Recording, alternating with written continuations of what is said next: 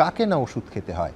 মুমূর্ষু রোগীকে যেমন হাসপাতালে কিংবা বাড়িতে সুস্থ হতে ওষুধ খেতে হয়, সুস্থ থাকার জন্য প্রায় সবাইকে, আমাদের মতো যারা মধ্য বয়সে পৌঁছেছি তাদের তো বটেই, ওষুধ খেতে হয়। হঠাৎ যদি একদিন সকালে দেখেন বা জানতে পারেন যে যে চেনা ওষুধটা হয়তো 20 বছর ধরে খেয়ে আসছেন সেইটা গুণমানে উত্তীর্ণ হতে পারেনি, গোটা চিকিৎসা ব্যবস্থা এবং ভালো থাকাটার সামনে একটা বড় জিজ্ঞাসার চিহ্ন এসে দাঁড়িয়ে যায়। তার কারণ হচ্ছে যে চোখ বন্ধ করে মানুষ যেরকম ডাক্তারবাবুদের ভরসা করেন, সেই রকম ডাক্তারবাবুরা যে ওষুধটা প্রেসক্রাইব করেন সেইটার ওপরও ভরসা করেন, এবং চিকিৎসার খরচ, ওষুধের খরচ, একটা সংসারের একটা বড় অংশ ওষুধের খরচের পেছনে ব্যয় হয়। ভাবুন তো, এইবার যদি আপনি জানতে পারেন যে 2024 সালের ডিসেম্বর মাসে, অর্থাৎ এই গত ডিসেম্বর মাসে 113টা ওষুধ এই সেন্ট্রাল ড্রাগ কন্ট্রোলের গুণমানের যে পরীক্ষা হয় তাতে ফেল করেছে, অর্থাৎ যে মানের ওষুধ হওয়ার কথা সেই মানের নয়, আমি আপনি খেয়ে গেছি, কতটা ভয় লাগবে। তারপরে সেই ভয় দ্বিগুণ হবে কি না যখন তার পরের মাসে অর্থাৎ 2025 সালের জানুয়ারিতে জানতে পারেন যে আরও 135টা ওষুধ সেই গুণমানের পরীক্ষায় ফেল করেছেন। আর তারপর যখন জানতে পারেন, আমি বলছি প্রায় আশা ছেড়ে দেওয়ার মতো অবস্থা হয় যখন ফেব্রুয়ারি মাসে আপনি জানতে পারেন যে 145টা ওষুধ, অর্থাৎ 3 মাসে 393টা ওষুধ সেন্ট্রাল ড্রাগ কন্ট্রোলের পরীক্ষায় গুণমানের যে পরীক্ষা তাতে ফেল করেছে। অর্থাৎ আপনি ওষুধ খেয়েছেন, যে কাজ আপনার পাওয়ার কথা তা পাওয়া সম্ভব না, কারণ ওষুধের সেই গুণমান নেই। আমি প্রথমে প্রতিবেদনটা রাখবো, তারপর এই শহরের দুজন প্রথিতযশা ডাক্তারবাবু আমার সঙ্গে এই স্টুডিওতে আছেন, তাদের কথা শুনবো। প্রথমে প্রতিবেদন। মার্চ 2024 থেকে ফেব্রুয়ারি 2025, গত এক বছরে কলকাতার সেন্ট্রাল ড্রাগ ল্যাবে ওষুধের গুণমান পরীক্ষায় ফেল করেছে 32% নমুনা। পূর্ব ভারতের এই নমুনাগুলির মধ্যে পশ্চিমবঙ্গের পাশাপাশি বিহার, ঝাড়খণ্ড এবং সিকিমের নমুনাও রয়েছে। স্বাভাবিকভাবেই প্রশ্ন উঠছে, সুস্থ থাকার জন্য যে ওষুধ আপনি খাচ্ছেন তা আপনাকে অসুস্থ করছে না তো? সম্প্রতি গুণমান যাচাইয়ে অনুত্তীর্ণ হওয়া ওষুধের তালিকা প্রকাশ করেছে central drug standard control organisation বা সিডিএসকো, যে তথ্য সাধারণ মানুষের বুকে কাঁপুনি ধরিয়েছে। এই প্রেক্ষিতে গুণগত মানের পরীক্ষায় অনুত্তীর্ণ ওষুধ ব্যবহার বন্ধ করতে নির্দেশিকা জারি করেছে রাজ্যের স্বাস্থ্য দপ্তর। পরীক্ষায় ফেল করা ওষুধ বেচাকেনা করা যাবে না এই বলে বিজ্ঞপ্তি জারি করেছে রাজ্য ড্রাগ কন্ট্রোল বিভাগ। সিডিএসকোর রিপোর্ট বলছে, গত এক বছরে দেশ জুড়ে র্যান্ডম পরীক্ষায় হয় ডাহা ফেল বা জাল বলে চিহ্নিত হয়েছে মোট 976টি ওষুধ, স্যালাইন, ইঞ্জেকশন এবং ভ্যাকসিন। এর মধ্যে কলকাতার সেন্ট্রাল ড্রাগ ল্যাবে ফেল করেছে 312টি ওষুধ, শতাংশের হিসেবে যা 31.96। রাজ্যে জাল এবং ভেজাল ওষুধের একটি পীঠস্থান তৈরি হয়েছে।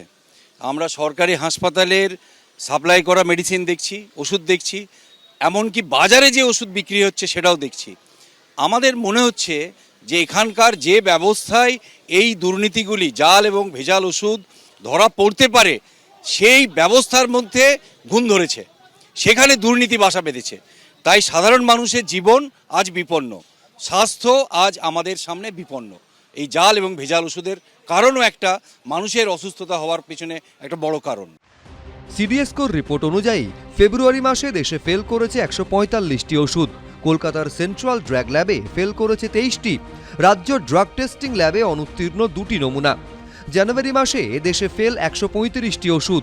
কলকাতার সেন্ট্রাল ড্রাগ ল্যাবে ফেল 24টি। ডিসেম্বরে সারা দেশে 113টি ওষুধ ফেল করে, 17টি ফেল করে কলকাতার সেন্ট্রাল ড্রাগ ল্যাবে। সারা দেশে নভেম্বর মাসে ফেল করে 93টি ওষুধ। কলকাতার সেন্ট্রাল ড্রাগ ল্যাবে সেই সংখ্যাটি 25। অক্টোবর মাসে সারা দেশে গুণমান পরীক্ষায় ফেল করে 71টি ওষুধ। কলকাতার সেন্ট্রাল ড্রাগ ল্যাবে ফেল করে 20টি। তার মধ্যে কলকাতায় ধরা পড়ে নামী সংস্থার জাল ভিটামিন D3 ট্যাবলেট। গুয়াহাটির কেন্দ্রীয় সরকারি ল্যাবে ব্যাকটেরিয়াল এন্ডোটক্সিন পরীক্ষায় ফেল করে পশ্চিমবঙ্গ ফার্মাসিউটিক্যাল সংস্থার স্যালাইন। সেপ্টেম্বর মাসে দেশে 64টি ওষুধ ফেল করে, 35টি ফেল করে কলকাতার সেন্ট্রাল ড্রাগ ল্যাবে। সেপ্টেম্বর থেকে জানুয়ারি পর্যন্ত রাজ্য ড্রাগ টেস্টিং ল্যাবের অবদান 0। একটা আতঙ্কের পরিবেশ তৈরি হচ্ছে গোটা পশ্চিমবঙ্গে। যে কোনো মানুষ ওষুধ কেনার সময় বা ওষুধ খাওয়ার আগে তাদের মধ্যে এই আতঙ্ক চলতেই থাকবে যে এই ওষুধটা ভেজাল নেই তো, এই ওষুধ খেয়ে আমি মরে যাব না তো। স্বাস্থ্য দপ্তরকে এর পূর্ণ দায় কিন্তু নিতে হবে। মেদিনীপুরের ক্ষেত্রে চিকিৎসকদের ঘাড়ে দায় চাপাতে চেয়েছিল এবং তাদেরকে বলির পাঠা করতে চেয়েছিল। প্রমাণ হয়ে গেছে যে ওখানকার মৃত্যুতে কিন্তু চিকিৎসকদের কোনো গাফিলতি ছিল না। ফলে দায় কিন্তু প্রশাসনকে নিতে হবে। আমরা শেষ দেখেই ছাড়বো এবং উচ্চ পর্যায়ে তদন্ত আবারও চাইছি। অগস্ট মাসে দেশে যেখানে 70টি ওষুধ ফেল করে, কলকাতার সেন্ট্রাল ড্রাগ ল্যাবে ফেল করে 33টি। দেশে 61টি ওষুধ ফেল করে জুলাই মাসে, 12টি ফেল করে কলকাতার সেন্ট্রাল ড্রাগ ল্যাবে। সারা দেশে 52টি ওষুধ ফেল করে জুন মাসে। কলকাতার সেন্ট্রাল ড্রাগ ল্যাবে সেই সংখ্যাটা ছিল 33। মে মাসে দেশে অনুত্তীর্ণ ওষুধের সংখ্যা ছিল 55।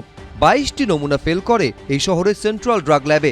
এপ্রিল মাসে সারা দেশে 59টি ওষুধ ফেল করে, কলকাতার সেন্ট্রাল ড্রাগ ল্যাবে ফেল করে 34টি।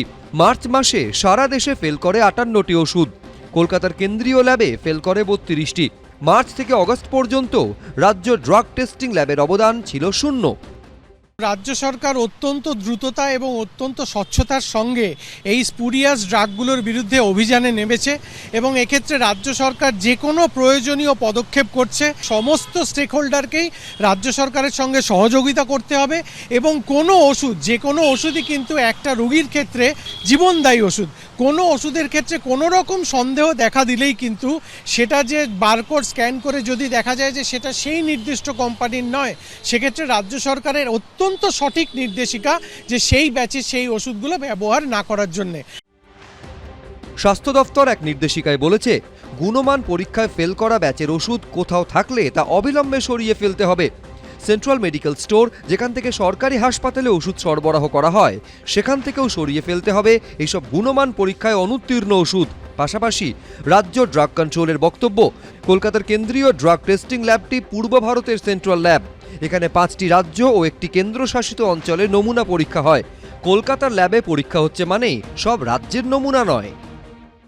কোন ওষুধ নেই এই তালিকায়? একেবারে সাধারণ ওষুধ, আমার আপনার অতি চেনা ওষুধ, মানে ধরুন ব্লাড প্রেশার, ব্লাড সুগার, নার্ভের ওষুধ, হার্টের ওষুধ, ক্যান্সারের ওষুধ, থ্যালাসেমিয়ার ওষুধ, এমনকি প্যারাসিটামল অবধি এই তালিকায় আছে, যেগুলো গুণমানে উত্তীর্ণ হতে পারেনি। আই রিপিট, 393টা ওষুধ ফেল করেছে। আমি আমার প্রথম বক্তা ডক্টর দীপ্তেন্দ্র সরকারকে ডেকে নেব পোডিয়ামে। একটু যদি বলেন যে ভরসা করার আর জায়গাটা কি রইল? অশুভ সন্ধ্যা বলেই শুরু করাটা সবচেয়ে ভালো। আমি স্বাস্থ্যক্ষেত্রে আছি, ন্যাচারালি স্বাস্থ্যক্ষেত্রের তরফ থেকে কথা বললেও আমি সার্বিকভাবে সমাজের তরফ থেকে কথা বলছি। এর ইম্প্যাক্ট কতটা সুদূর প্রসারী সেটা প্রত্যেকটি দর্শক বন্ধুকে বুঝতে হবে। ধরুন আমি একটা এক্সাম্পল দিচ্ছি। একটা অ্যান্টিবায়োটিক, আমার একটা জ্বর হলো, একটা ইনফেকশন হলো, আমি একটা অ্যান্টিবায়োটিক খেলাম, সাব অপটিমাল ডোজে অ্যান্টিবায়োটিকটা পড়লো, অর্থাৎ আমার ব্যাকটেরিয়া 1 লক্ষ ব্যাকটেরিয়ার মধ্যে 85,000 মারা গেল, 15,000 ব্যাকটেরিয়া বেঁচে রইল এবং তারা ওই পার্টিকুলার অ্যান্টিবায়োটিকের এগেনস্টে রেজিস্ট্যান্স তৈরি হলো। ফলত যেটা হবে, আপনি ভাবতে পারেন যে আমার বয়স হয়েছে, আমি চলে গেলাম, কিন্তু ওই যে 15,000 মাল্টি ড্রাগ রেজিস্ট্যান্ট ব্যাকটেরিয়া, এটা কিন্তু আপনার কাশির মাধ্যমে ডাইরেক্টলি আপনার সন্তানের মধ্যে পৌঁছলো, আপনার বয়স্ক বাবা মার মধ্যে পৌঁছলো। এবং আমরা এই মুহূর্তে যখন ইন্টেন্সিভ কেয়ার ইউনিটে দেখছি, শুধু আর আর আর আর আর আর মানে অল ড্রাগস আর রেজিস্ট্যান্ট। 2 নম্বর, তাহলে আপনার অসুখটা আপনার সমাজের, আপনার পরিবারের অসুখ হলো। আপনার অসুখটা পরিবার থেকে বেরিয়ে আপনার পাড়ার অসুখ হলো, অর্থাৎ আমি এখানে বসে কাশছি, আমি যখন কাশছি তখন আপনার মুখের ওপর কাশলাম, অর্থাৎ আমার থেকে চেনটা আপনার মধ্যে ট্রান্সমিটেড হলো। বেসিক জায়গাটা কিন্তু সাব অপটিমাল ডোজেজ। কোভিড আমাদের একটা খুব গুরুত্বপূর্ণ জিনিস শিখিয়েছে, যে এখান থেকে একটা 7 ঘন্টার ফ্লাইটে আপনি লন্ডন পৌঁছতে পারেন। অর্থাৎ এই ইস্যুটা কেবলমাত্র বারুইপুরের একটা ছোট বাড়ির আর ইস্যু রইল না, ওটা লন্ডনের ইস্যু হয়ে গেল। অর্থাৎ গ্লোবাল মাইক্রোবায়াল রেজিস্ট্যান্সটা গড়গড় করে বাড়তে শুরু করলো। WHO যে স্টেটমেন্টটা দিয়েছে তাতে WHO বলছে যে 1 কোটি মানুষ 2030-এ কেবলমাত্র অ্যান্টিমাইক্রোবিয়াল রেজিস্ট্যান্সে মারা যাবে, এবং ভারতবর্ষের রেজিস্ট্যান্স রেট এই মুহূর্তে মৃত্যুর হার দেখা যাচ্ছে বছরে প্রায় 3 থেকে 4 লক্ষ লোক ভারতবর্ষে অ্যান্টিমাইক্রোবিয়াল রেজিস্ট্যান্সে মারা যাচ্ছে। তার অন্যতম কারণ হচ্ছে সাবঅপটিমাল ডোজেজ, অর্থাৎ আমি অ্যান্টিবায়োটিকটা ঠিকমতো খাচ্ছি না, যে ওষুধটা খাচ্ছি তার ডোজটা কমপ্লিট নয়। দ্বিতীয়, এর একটা বিরাট ইম্প্যাক্ট সোশ্যালাইজড হেলথ কেয়ারে আছে, অর্থাৎ বলা হচ্ছে ওয়ার্ল্ড ব্যাংকের এস্টিমেট হচ্ছে 5 থেকে 10 কোটি মানুষ ভারতবর্ষে প্রত্যেক বছর দরিদ্র সীমার নিচে নেমে যায় হেলথ কেয়ার এক্সপেন্সের জন্যে। এটা হিউজ, এবং এর একটা মূল কারণই হচ্ছে সেই কারণে আয়ুষ্মান ভারত, স্বাস্থ্যসাথী ইত্যাদি বিভিন্ন সোশ্যালাইজ হেলথ কেয়ার স্কিম এসছে। এবং তার মধ্যে যদি সাবঅপটিমাল ডোজেজ এবং জাল ওষুধ থাকে তাহলে এই পয়সাটাও কমপ্লিটলি ড্রেনে যাচ্ছে, অর্থাৎ অর্থনীতির দিক থেকে, স্বাস্থ্যের দিক থেকে আমরা মার খাচ্ছি। আমি ফাইনাল যে কথাটা বলবো সেটা হচ্ছে আমরা দেখছি শুল্ক যুদ্ধ শুরু হয়েছে আমেরিকার সাথে ইন্ডিয়ার, আমেরিকার সাথে মেক্সিকোর, আমেরিকার সাথে China. This was the best time for India, যাদের ফার্মা ইন্ডাস্ট্রি খুব স্ট্রং, সারা এশিয়ান কান্ট্রিকে দেখানো চায়নার মতো যে আমি কোয়ালিটি প্রোডাক্ট আপনাকে বেচতে পারি, আপনার আমেরিকার উপর নির্ভরশীল হওয়ার দরকার নয়। ঠিক এই সময় যদি দেখা যায় যে ভারতবর্ষে 393টা ওষুধ সাবঅপটিমাল, হেলথ কেয়ার ইন্ডাস্ট্রির দিক থেকেও ভারতবর্ষ অনেকটা পিছিয়ে যাবে। সুতরাং এই মুহূর্তে শেষ কথা হচ্ছে আমাদের সমাজের মধ্যে বিশ্বাস ফিরিয়ে আনতে হবে। তার জন্যে কেবলমাত্র ব্যাচ ফেরানো নয়, এই ওষুধগুলোকে দায়িত্ব নিয়ে ডিসকার্ড করার প্রসেসটাও ঠিক রাখতে হবে এবং ভবিষ্যতে এই সার্ভিলেন্স চালাতে হবে। যদি না চালানো হয়, সমাজের বিশ্বাস না ফেরে, পরিবারের বিশ্বাস না ফেরে, গ্লোবাল বিশ্বাস না ফেরে, তাহলে ভারতবর্ষ যেই তিমিরে আছে সেই তিমিরেই থেকে যাবে। ভাবতে পারেন ডক্টর সরকার একেবারে পরিষ্কার করে দিলেন যে কতটা বহুমাত্রিক সমস্যা। তার মধ্যে প্রথম মাত্রাটা যদি আমাদের পরিবার হয়, তাহলে তৃতীয় মাত্রাটা আন্তর্জাতিক এবং ভারতের অর্থনীতির সঙ্গে সরাসরি যুক্ত। পরিসংখ্যানটা যে লজ্জার এবং শঙ্কার, সে ব্যাপারে কোনো সন্দেহ নেই, কিন্তু আমি প্রথমেই সবাইকে বলবো যে সত্যি সত্যি আতঙ্কের পরিস্থিতি থাকলেও আতঙ্কিত হয়ে এক্ষুনি আমি কি গিলে ফেলেছি সেই নিয়ে না ভাবতে। কিন্তু পাশাপাশি এই পরিসংখ্যান আমাদের সামনে যথেষ্ট বার্তা দিচ্ছে যে আমাদের ড্রাগ মনিটরিংয়ের সতর্কতা যতটা থাকা দরকার আমরা ততটা করে উঠতে পারিনি। এটা সত্যি খুব চিন্তার, কারণ মানুষ সুখে তো আর ওষুধ খায় না, অসুখেই ওষুধ খায়। এবার অসুখে যে দেহ নতজানু, তার উপর যদি ভেজাল ওষুধ খেয়ে আরও বেশি সমস্যায় পড়তে হয়, তাহলে তো আঁতকে ওঠার মতো একটা পরিস্থিতি তৈরি হয়। কাজেই এবং চিকিৎসক হিসাবে আমাদের কাছে সবথেকে যেটা দুঃখবহ এবং ভাবনার, সেটা হচ্ছে আমাদের কাছে অন্যতম অস্ত্র হচ্ছে, মানুষকে ভালো করার ক্ষেত্রে অন্যতম অস্ত্র হচ্ছে ওষুধ। এবং আমি যে ওষুধ মানুষকে দিচ্ছি সেই ওষুধ কাজ তো কম করবে খারাপ ওষুধ থাকলে পরে, ভেজাল ওষুধ থাকলে পরে।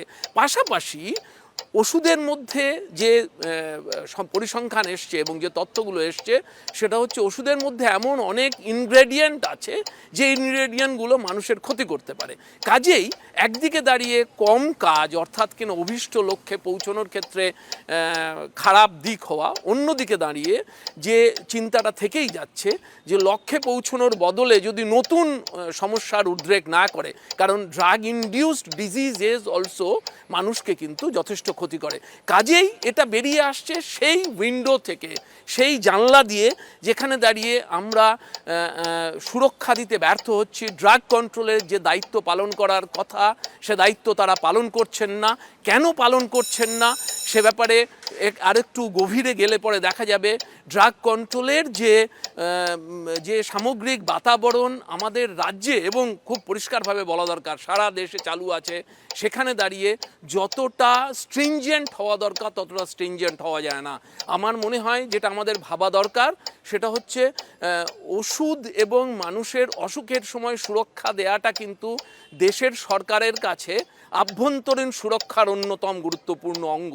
আমরা যতটা গুরুত্ব দিয়ে দেশের সীমানাকে রক্ষা করি, ঠিক ততটাই গুরুত্ব দিয়ে সরকারের উচিত হচ্ছে ওষুধ এবং মানুষের শরীর ঠিক রাখার জন্য, অর্থাৎ চিকিৎসা প্রতিষ্ঠান এবং চিকিৎসা সংক্রান্ত সরঞ্জামগুলিকে যাতে গুণমান ঠিকমতো থাকে সেদিকে নজর দেওয়ার ক্ষেত্রে সরকারের আরও বেশি সুনির্দিষ্ট হওয়া দরকার। দেখুন, এরপর এই সেন্ট্রাল এবং অর্থাৎ কেন্দ্র এবং রাজ্যের সংস্থা এবং তাদের নিয়ে নানা রকম চাপানুতরের একটা প্রতিবেদন আছে, কিন্তু সেটা আপনাদের সামনে এখন আনবো না। তার আগে পরিস্থিতির গুরুত্বটা বোঝাতে এবং কতটা ভয়াবহ সেটা পরিষ্কার করে দিতে আমার তৃতীয় প্রতিবেদন এখান থেকে আমি আপনাদের সামনে রাখবো, যেটা আপনাদের দেখাবে যে একেবারে সাধারণ সর্দি কাশি জ্বর থেকে অ্যালার্জির ওষুধ, রক্ত জমাট বাঁধা ঠেকাতে যে ওষুধ ইঞ্জেকশন ব্যবহার হয়, হৃদরোগ স্নায়ুরোগে যেগুলো রক্ত তরল রাখার জন্য ব্যবহৃত হয়, প্যারাসিটামলের কথা তো আগেই বললাম, প্লেটলেট নিয়ন্ত্রণে রাখার ওষুধ, ডায়াবেটিস, ব্লাড প্রেশার, অর্থাৎ সাধারণ অসুখ বিসুখে যে অতি চেনা নামগুলো আপনি ব্যবহার করি সেইগুলো আছে এই তালিকায়। ডক্টর নারায়ণ বন্দ্যোপাধ্যায়ের কাছে আসবো, কিন্তু তার আগে দ্রুত একবার এই প্রতিবেদনটা আপনাদের সামনে রাখবো, যে প্রতিবেদনটা ব্যক্তিগতভাবে আমাকেও চমকে দিয়েছে, ভীত করেছে। গত এক বছরে central drug standard control organisation বা সিডিএসকোর গুণমান যাচাইয়ে ফেল করেছে দেশের প্রায় 1000 ওষুধ। তার 32% ফেল করেছে কলকাতা সেন্ট্রাল ড্রাগ ল্যাবে, সংখ্যার হিসেবে যা 312। গত বছর শুধু সেপ্টেম্বর মাসে 35টি ওষুধ ফেল করে কেন্দ্রীয় ড্রাগ কন্ট্রোলের পরীক্ষায়। সবথেকে উদ্বেগের বিষয়, তার মধ্যে রয়েছে সরকারি হাসপাতাল থেকে সংগ্রহ করা নমুনাও। সিডিএসকো সূত্রে খবর, পরীক্ষায় উত্তীর্ণ হতে পারেনি এনআরএস মেডিকেল কলেজ হাসপাতালে স্টোরে থাকা পালমোসেল ইনজেকশন, যে ইনজেকশন ব্যবহার করা হয় হৃদযন্ত্র এবং ফুসফুসের সমস্যায় চিকিৎসাধীন রোগীদের রক্তচাপ কমাতে।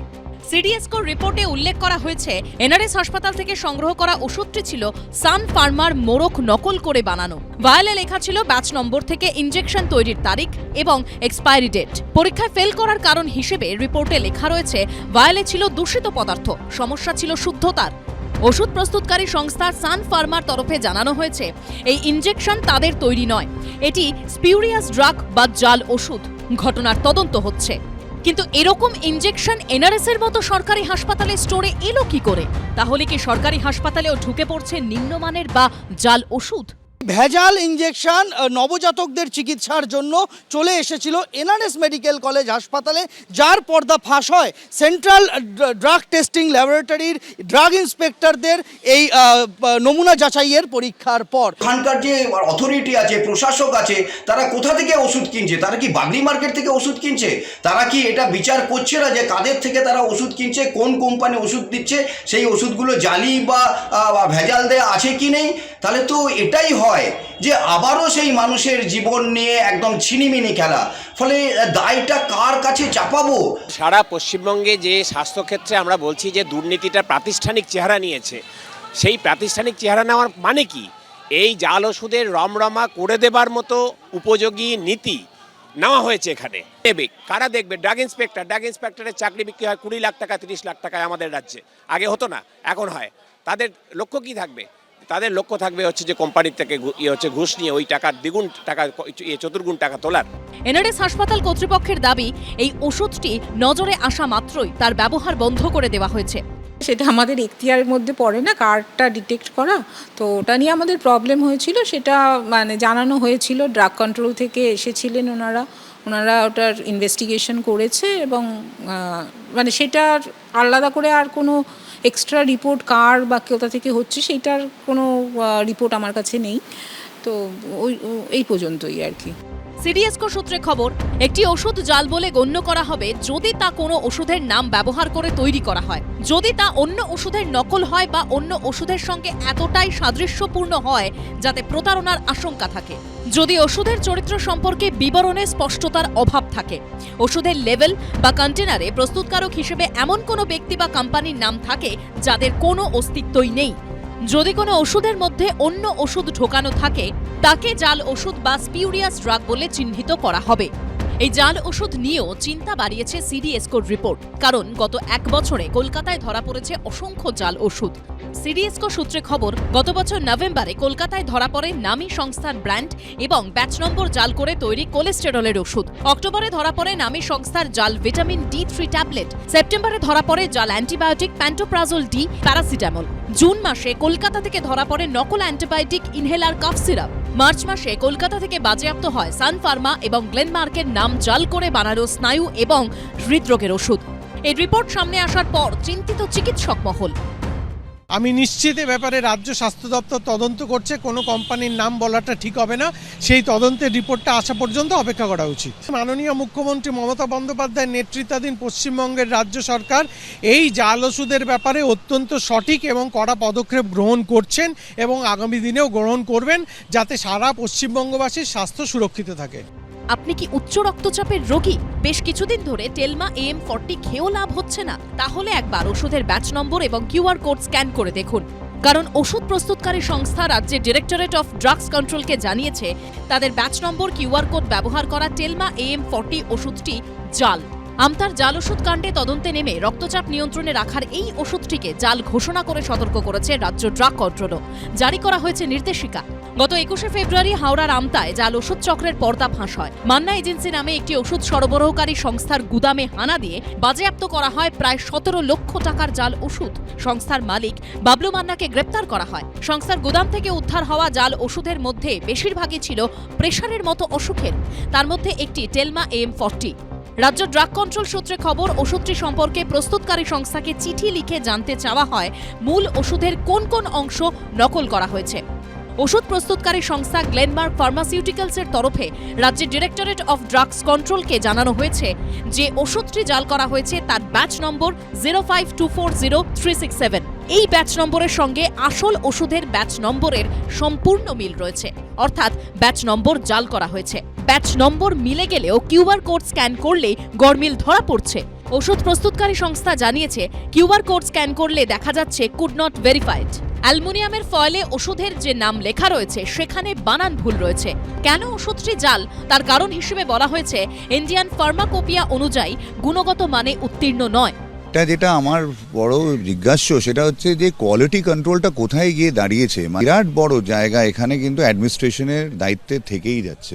এটা দরকার, সেটা হচ্ছে একটু রুট কজ অ্যানালিসিস করতে হবে যে তদন্ত করে কেন টেলমা AM জাল হলো বা কারা করলো তাদের দ্রুত কিন্তু ধরতে হবে এবং তাদের এটা বের করতে হবে যে কিভাবে একটা QR কোড পর্যন্ত জাল হয়ে গেল। এই নিয়ে দুর্ভাগ্যজনকভাবে হচ্ছে যে রাজ্য সরকার কেন্দ্রীয় সরকারের দোষারোপ চলছে। রাজ্য সরকারের মন্ত্রী বলছেন যে এটা কেন্দ্রীয় সরকারের বিষয়, যেখানে হচ্ছে যে ড্রাগ কন্ট্রোলারের ওয়েবসাইটে পরিষ্কার লেখা আছে যে এই বিষয়গুলো দেখার বিষয় প্রাথমিকভাবে রাজ্য সরকারের। সেই দেখভালের ন্যূনতমটুকু না হওয়ার জন্যে আজকে তিন ভাগের 1 ভাগ কেন, যে আজকে সম্পূর্ণ 100% যদি জাল ওষুধ সারা ভারতবর্ষে পশ্চিমবাংলা থেকেই সরবরাহ হয় তাতেও কোনো আশ্চর্যের কোনো কারণ নেই। প্রস্তুতকারী সংস্থার উত্তর পাওয়ার পরই রাজ্যের ডিরেক্টরেট অফ ড্রাগস কন্ট্রোলের তরফ থেকে নির্দেশিকা জারি করা হয়। সেখানে বলা হয়েছে প্রত্যেকটি সরকারি ও বেসরকারি হাসপাতালগুলিকে নির্দেশ, ওষুধটি হাসপাতালে স্টোরে আসার পর যেন QR কোড স্ক্যান করে দেখা হয়। কোনো গরমিল না পেলে তা জনসাধারণকে দেওয়া যাবে। কুড নট ভেরিফাইড দেখালে বুঝতে হবে ওষুধটি জাল। হোলসেল ও রিটেলারদের উদ্দেশ্যে বলা হয়েছে সাপ্লাই চেইন থেকে এই নির্দিষ্ট ব্যাচের ওষুধ যেন QR কোড স্ক্যান করেই তবেই বিক্রি করা হয়। সরকারকে ভীষণভাবে স্ট্রিক্ট হতে হবে। র্যান্ডম স্যাম্পলিং ওষুধের দোকান থেকে করা, কোথার থেকে এই প্রোডাক্টগুলো আসছে সেইগুলোকে দেখা। কারণটা হচ্ছে যে শুধু মানুষের স্বার্থে নয়, আমরাও তো ওষুধ খাচ্ছি। আমাদের এই বয়সে আমাকে অন্ততপক্ষে দিনে 7-8টা ওষুধ খেতে হয়। তো আমি যে ওষুধটা খাচ্ছি সেটাই বা যে অরিজিনাল কিনা তারও তো কোনো গ্যারেন্টি নেই। আর ওটা এতটাই ওরা সিমিলার করে দিচ্ছে যে ওটা বোঝাও মুশকিল হয়ে যাচ্ছে। তো সেই জন্য ওষুধের দোকানকে স্ট্রিক্ট হতে হবে, সরকারকে স্ট্রিক্ট হতে হবে, র্যান্ডম স্যাম্পলিং করতে হবে, করে দেখতে হবে যে ড্রাগ কন্ট্রোলের যে কোয়ালিটি কন্ট্রোল যাতে খুব আরও বেশি স্ট্রিক্ট হয়। নট অফ স্ট্যান্ডার্ড আমি ধরুন একটা অ্যান্টিবায়োটিক দিলাম, এটা স্ট্যান্ডার্ড অ্যান্টিবায়োটিক নয়, তো তখন তো আমার কাজ করবে না, তো তখন রেজিস্ট্যান্ট হয়ে যে আমার ইনফেকশন বেড়ে যাবে, তখন ওটা মৃত্যুও ঘটতে পারে। আবার জাল ওষুধে যেটা, সেটাতে নিশ্চয়ই কেউ জাল ওষুধে বিষ দেবে না, কিন্তু হয়তো একটু এমন একটা পাউডার দেবে যার কোনো এফেক্টই নেই কিছু। তো সেটা হচ্ছে আরেকটা ব্যাপার, যে কোনো এফেক্টই হবে না। তো বোথ বিলো স্ট্যান্ডার্ড কোয়ালিটি কিংবা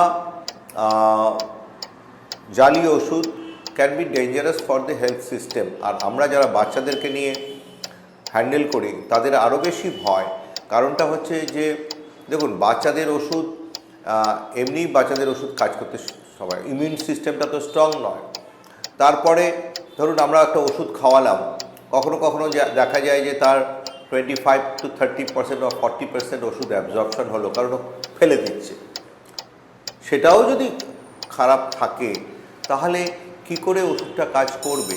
কিন্তু আলটিমেটলি পেশেন্টস ফ্যামিলি তো তা বুঝবে না।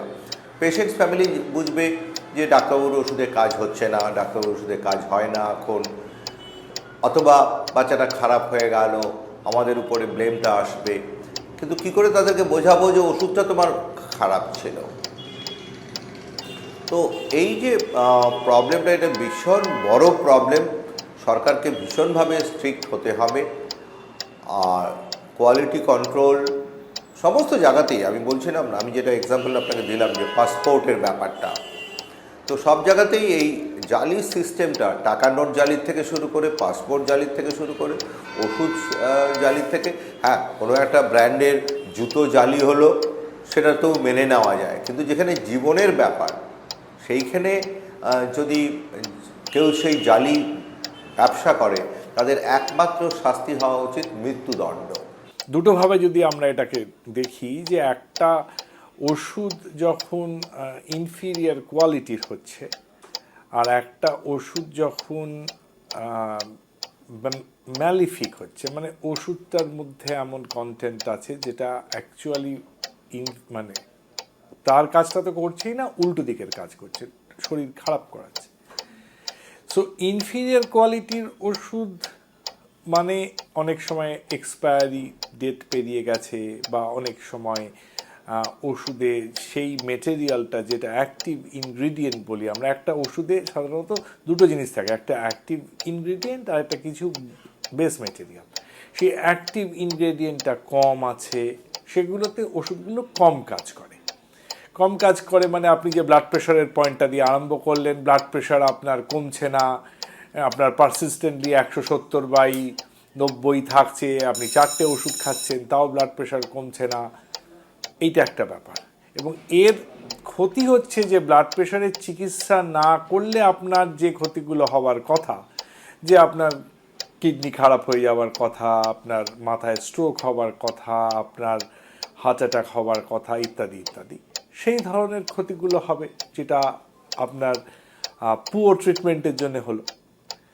আরেকটা হচ্ছে যে ওষুধের মধ্যে ইনগ্রিডিয়েন্ট তো নেই, এমন স্পুরিয়াস মেটেরিয়াল আছে যেগুলো আবার আপনার শরীরের জন্য হানিকারক, মানে নট অনলি আপনার অসুখটা সারলো না, উল্টে আপনার অ্যাডিশনাল সমস্যা হয়ে গেল। এগুলো হচ্ছে খুব আনকন্ট্রোলড বিভিন্ন কোম্পানি, যারা একদম স্পুরিয়াস কোম্পানি, তারা যখন ওষুধ বিক্রি করে একটা ওই ফয়েলের মধ্যে দিয়ে ওষুধ যখন সাপ্লাই হয়ে যায়, এইগুলো আরেক ধরনের ঝামেলা। মানে ধরুন এমন একটা কন্টামিনেন্ট মিশিয়েছে যার মধ্যে হয়তো হেভি মেটাল আছে, এমন একটা চকি মেটেরিয়াল হয়তো মিশিয়ে দিয়েছে যেটা অ্যাবজর্ব করাটাই সমস্যা আপনার শরীরের পক্ষে, এবং আলটিমেটলি আপনার এই পুরো কনজামশনটা ট্যাকেল করবে লিভার আর কিডনি।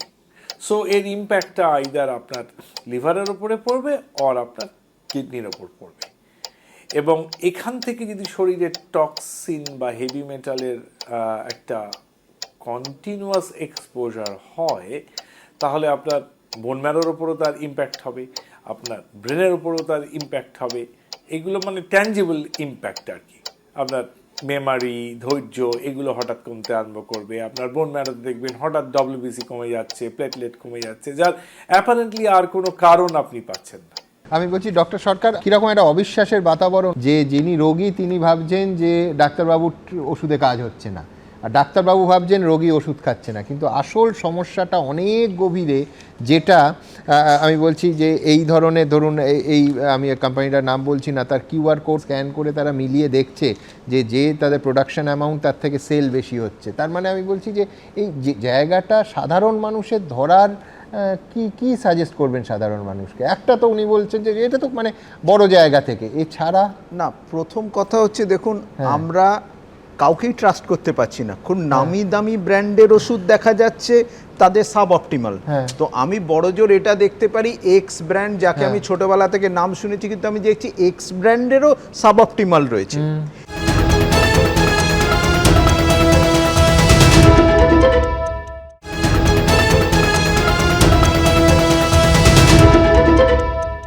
এবার আমাদের না অ্যাকচুয়ালি চেনটা বুঝতে হবে যে কিভাবে চলে। প্রথমে একটা ওষুধ আসার পরে সেটা সিডিএসসিও তাকে লাইসেন্স দেয়, একদম দেওয়ার পরে সেটা 3টে ক্ষেত্রে ডিস্ট্রিবিউটেড হয়, একটা কর্পোরেট ক্ষেত্রে, একটা সরকারি ক্ষেত্রে, একটা ফ্রি মার্কেটে। একদম সরকারি ক্ষেত্রে যেটা আছে, সরকারি ক্ষেত্রে প্রত্যেকটি হসপিটালেই একটা ফার্মাকোভিজিলেন্স কমিটি আছে, যাদের দায় হচ্ছে এটা দেখা। কিন্তু এক্ষেত্রে অসুবিধে হচ্ছে মূলত, যেমন পিজির যে ফার্মাকোভিজিলেন্স কমিটি আমি আছি, কিন্তু মূলত দেখা কোনো অ্যাডভার্স ড্রাগ রিয়াকশন হয়েছে কিনা। আমার জ্বরটা 3 দিনের জায়গায় 7 দিনে কমলো, এটার থেকে এটা তো কনক্লুড করা সম্ভব নয় যে এই ওষুধটা খারাপ। তাহলে এইখানে প্রবলেম হলো। সেম প্রবলেম কর্পোরেটে হলো, কিন্তু তবুও সেখানে একটা সার্ভিলেন্স সিস্টেম আছে। ফ্রি মার্কেটে there is no surveillance system.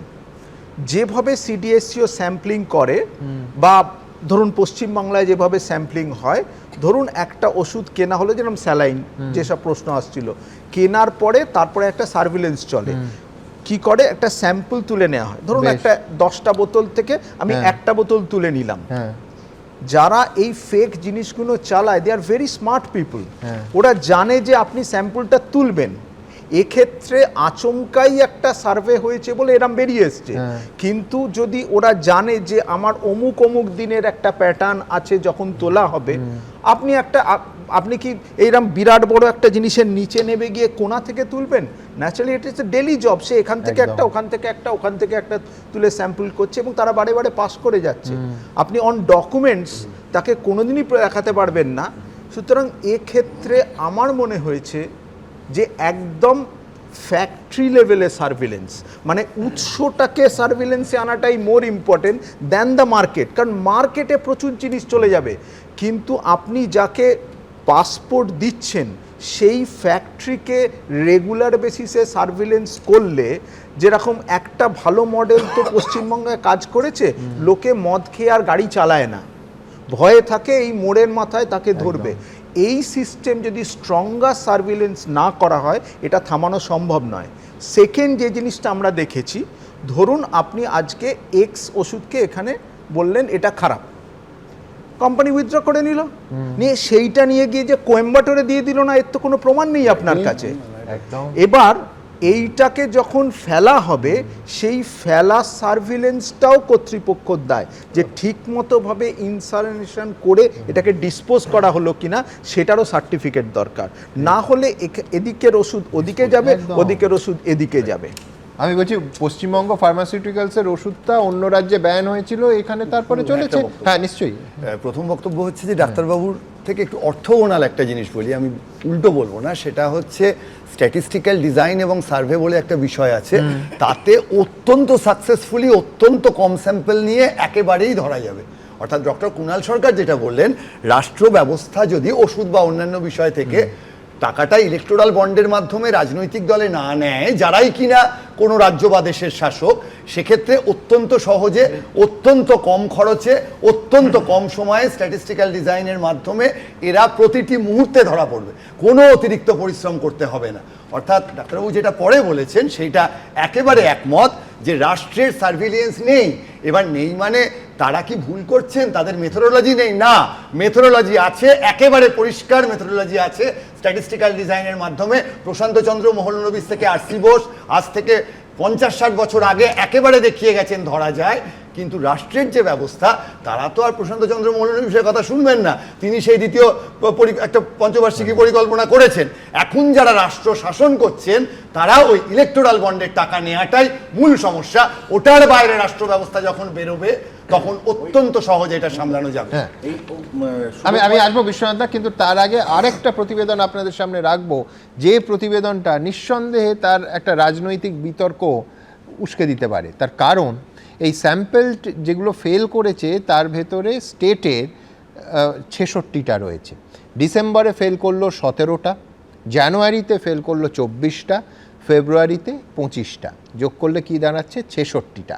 এর ভেতর দুটো ওষুধ আছে যেটা 64টা ফেল করলো কিন্তু কেন্দ্রীয় সংস্থার রিপোর্টে, আর রাজ্য মাত্র দুটো ধরতে পারলো। নিঃসন্দেহে স্টেট ড্রাগ কন্ট্রোল কতটা সতর্ক, কতটা তাদের নজরদারি চলছে, এ নিয়ে আরও একবার প্রশ্ন সামনে আসছে। আমি এই প্রতিবেদনটা দেখিয়ে এই আলোচনা আরও বিস্তৃত, কারণ আবার বলছি যে আমার আপনার জীবনের সঙ্গে যুক্ত। দেখুন পরের প্রতিবেদন। গত 3 মাসে কেন্দ্রীয় ড্রাগ কন্ট্রোলের পরীক্ষায় দেশে ফেল করেছে 393টি ওষুধ, তার মধ্যে বাংলায় ফেল করেছে 66টি ওষুধ। সিডিএসকোর রিপোর্টে স্পষ্ট, দেশের অন্যান্য রাজ্যগুলির মতো বাংলার ওষুধের বাজারেও দেদার বিক্রি হচ্ছে জাল ও নিম্নমানের ওষুধ। প্রত্যেকটি ওষুধের, প্রত্যেকটি জেনেরিক নেমের এগেনস্টে যেসব ব্র্যান্ড মার্কেটে চলছে তাদের প্রত্যেকটি ব্যাচের যেভাবে রেগুলারলি গুণমান পরীক্ষা করা হয় তার কোনো রকম ইনফ্রাস্ট্রাকচার আমাদের দেশে নেই। তার ফলে এত যে ভেজাল ওষুধ কিংবা নিম্নমানের ওষুধ যে মার্কেটে ছড়িয়ে গেছে তাতে এফেক্ট পড়বেই। ড্রাগ কন্ট্রোলারদের ল্যাব টেস্টিং যে ফেসিলিটিগুলো সেগুলো আরও বাড়াতে হবে এবং রেগুলারলি চেক করতে হবে, এবং তারপরে যারা এই গুণমানে পাস করতে পারবেন না তাদের কঠোর শাস্তি দিতে হবে। সিডিএসকোর রিপোর্টে বলা হয়েছে, গত 3 মাসে এ রাজ্যে বিক্রি হওয়া 66টি ওষুধ গুণগত মান পরীক্ষায় পাশ করতে পারেনি। তার মধ্যে ডিসেম্বরে 17, জানুয়ারিতে 24, ফেব্রুয়ারিতে 25টি ওষুধ ড্রাগ টেস্টে ফেল করেছে। সূত্রের খবর, রাজ্যে 3 মাসে ফেল করা 66টি ওষুধের মধ্যে রাজ্য সরকারের স্টেট ড্রাগ টেস্টিং ল্যাব মাত্র 2টি ওষুধকে গুণগত মানে অনুত্তীর্ণ বলে রিপোর্ট পাঠিয়েছে কেন্দ্রকে। বাংলার বুকে ফেল করা বাকি 64টি ওষুধই পরীক্ষা হয়েছে কলকাতার সেন্ট্রাল ড্রাগ ল্যাবে। কিন্তু সেন্ট্রাল ড্রাগ ল্যাব পারলে রাজ্যের ল্যাব কেন পারছে না? কেন্দ্রীয় সরকারের ড্রাগ টেস্টিং ল্যাবরেটরি যে স্যাম্পল সার্ভে তারা করেছিল, টেস্টিং হয়েছিল, সেখানে দেখা যাচ্ছে যে ওই 66টা স্যাম্পলের মধ্যে ওষুধের মধ্যে 64টাই ফেল, অথচ রাজ্য সরকার এখানে পাস করে যাচ্ছে। এই যে একটা চূড়ান্ত ম্যানিপুলেশন চলছে তার পরিণতিতে কিন্তু এখানে রাজ্য সরকারের যে ড্রাগ টেস্টিং ল্যাবরেটরিগুলোকে অকেজো করে রাখা হচ্ছে এবং যতটুকু রিপোর্ট হচ্ছে সেগুলোকে ম্যানিপুলেট করে দেখানো হচ্ছে। অত্যন্ত নিম্নমানের এবং জাল ওষুধ এইভাবে মানুষের শরীরে মানুষের অজান্তে কিন্তু প্রয়োগ হয়ে যাচ্ছে। ওষুধ খেলে যেমন আমাদের রোগ সারে, তেমনি ওষুধের কোনো রোগ আছে কিনা তা ধরা পড়ে টেস্টিং ল্যাবে। এই গুরুত্বপূর্ণ পরীক্ষা হয় যে স্টেট ড্রাগ টেস্টিং ল্যাবে, সেই ল্যাবের কি অবস্থা? সিডিএসও যে এই 64টা ড্রাগকে বাতিল করেছে তাদের পারফরমেন্সের নজরদারি কে করবে? স্টেট ড্রাগ ল্যাব তারা তাদের কাজটা সঠিক সময় সঠিকভাবেই করছে। তারা যে ওষুধকে গুণগত মান বিচার করে যা রিপোর্ট পাচ্ছেন সেই রিপোর্টটাই তারা দিচ্ছেন। এবার সেই রিপোর্টটা অন্য কোনো ল্যাবের সঙ্গে মিলতেও পারে, নাও মিলতে পারে। নিয়মটা হচ্ছে health is a state subject. সেক্ষেত্রে আমার স্টেট ল্যাব যে রিপোর্টটা দিচ্ছে সেটাই কিন্তু রাজ্য সরকার গ্রহণ করবেন, সেটাই কিন্তু নিয়ম এবং সেটাই করা হচ্ছে। গত 10 জানুয়ারি ঘণ্টাখানেক সঙ্গে সমান অনুষ্ঠানেই আমরা দেখিয়েছিলাম রাজ্যের সেই পরীক্ষাগারের বেহাল পরিকাঠামোর ছবি। ভগ্নপ্রায়, কোথাও ফাটল, কোথাও চাঙড় খসে পড়ার মতন অবস্থা। টিমটিমে আলোর মধ্যে চলছে ওষুধের গুণমান যাচাইয়ের মতো গুরুত্বপূর্ণ কাজ। পর্যাপ্ত সংখ্যক কর্মীও নেই। স্টেট ড্রাগ টেস্টিং ল্যাবের এই হাল হলে জাল বা নিম্নমানের ওষুধের রমরমা কি আদৌ ঠেকানো সম্ভব? সন্দীপ সরকার, এবিপি আনন্দ, কলকাতা। ধরে নাও আজকের দিনে যদি ডাকাতির কোনো লাইসেন্স থাকতো, যদি জিএসটি দিলে পকেটমারিটা বৈধ হয়ে যেত, তাহলে মোটামুটি আমরা একটা ভ্যালিডেটেড পকেটমারি এবং ডাকাতি করছি আজকের দিনে। ইন্ডিয়ান ফার্মাসিউটিক্যাল ইন্ডাস্ট্রির সায়েন্টিফিক বেসিসটা প্রশ্নের মুখে, তার এথিক্যাল বেসিসটা প্রশ্নের মুখে, এবং গভর্নমেন্টকে যারা দুহাত ভরে ট্যাক্স দিচ্ছে এবং যারা ট্যাক্সের আড়ালে ওই কয়েক বছর বাদে বাদে ঝুড়ি ভরে ভরে পয়সা নামে বেনামে ইলেকটোরাল বন্ড করে গভর্নমেন্টের হাতে দিচ্ছে, গভর্নমেন্ট সেই ডাইরেক্ট ট্যাক্সেশন এবং ইনডাইরেক্ট যে পারিতোষিকগুলো তাদের পকেটে পার্টিতে এসে পৌঁছচ্ছে, সরকারের কোষাগারে এসে পৌঁছচ্ছে, এই দুটো জিনিসের জন্য গভর্নমেন্ট চোখ বুঝে দিন দুপুরে এই লাইসেন্স ডাকাতিটা হতে দিচ্ছে। কেন?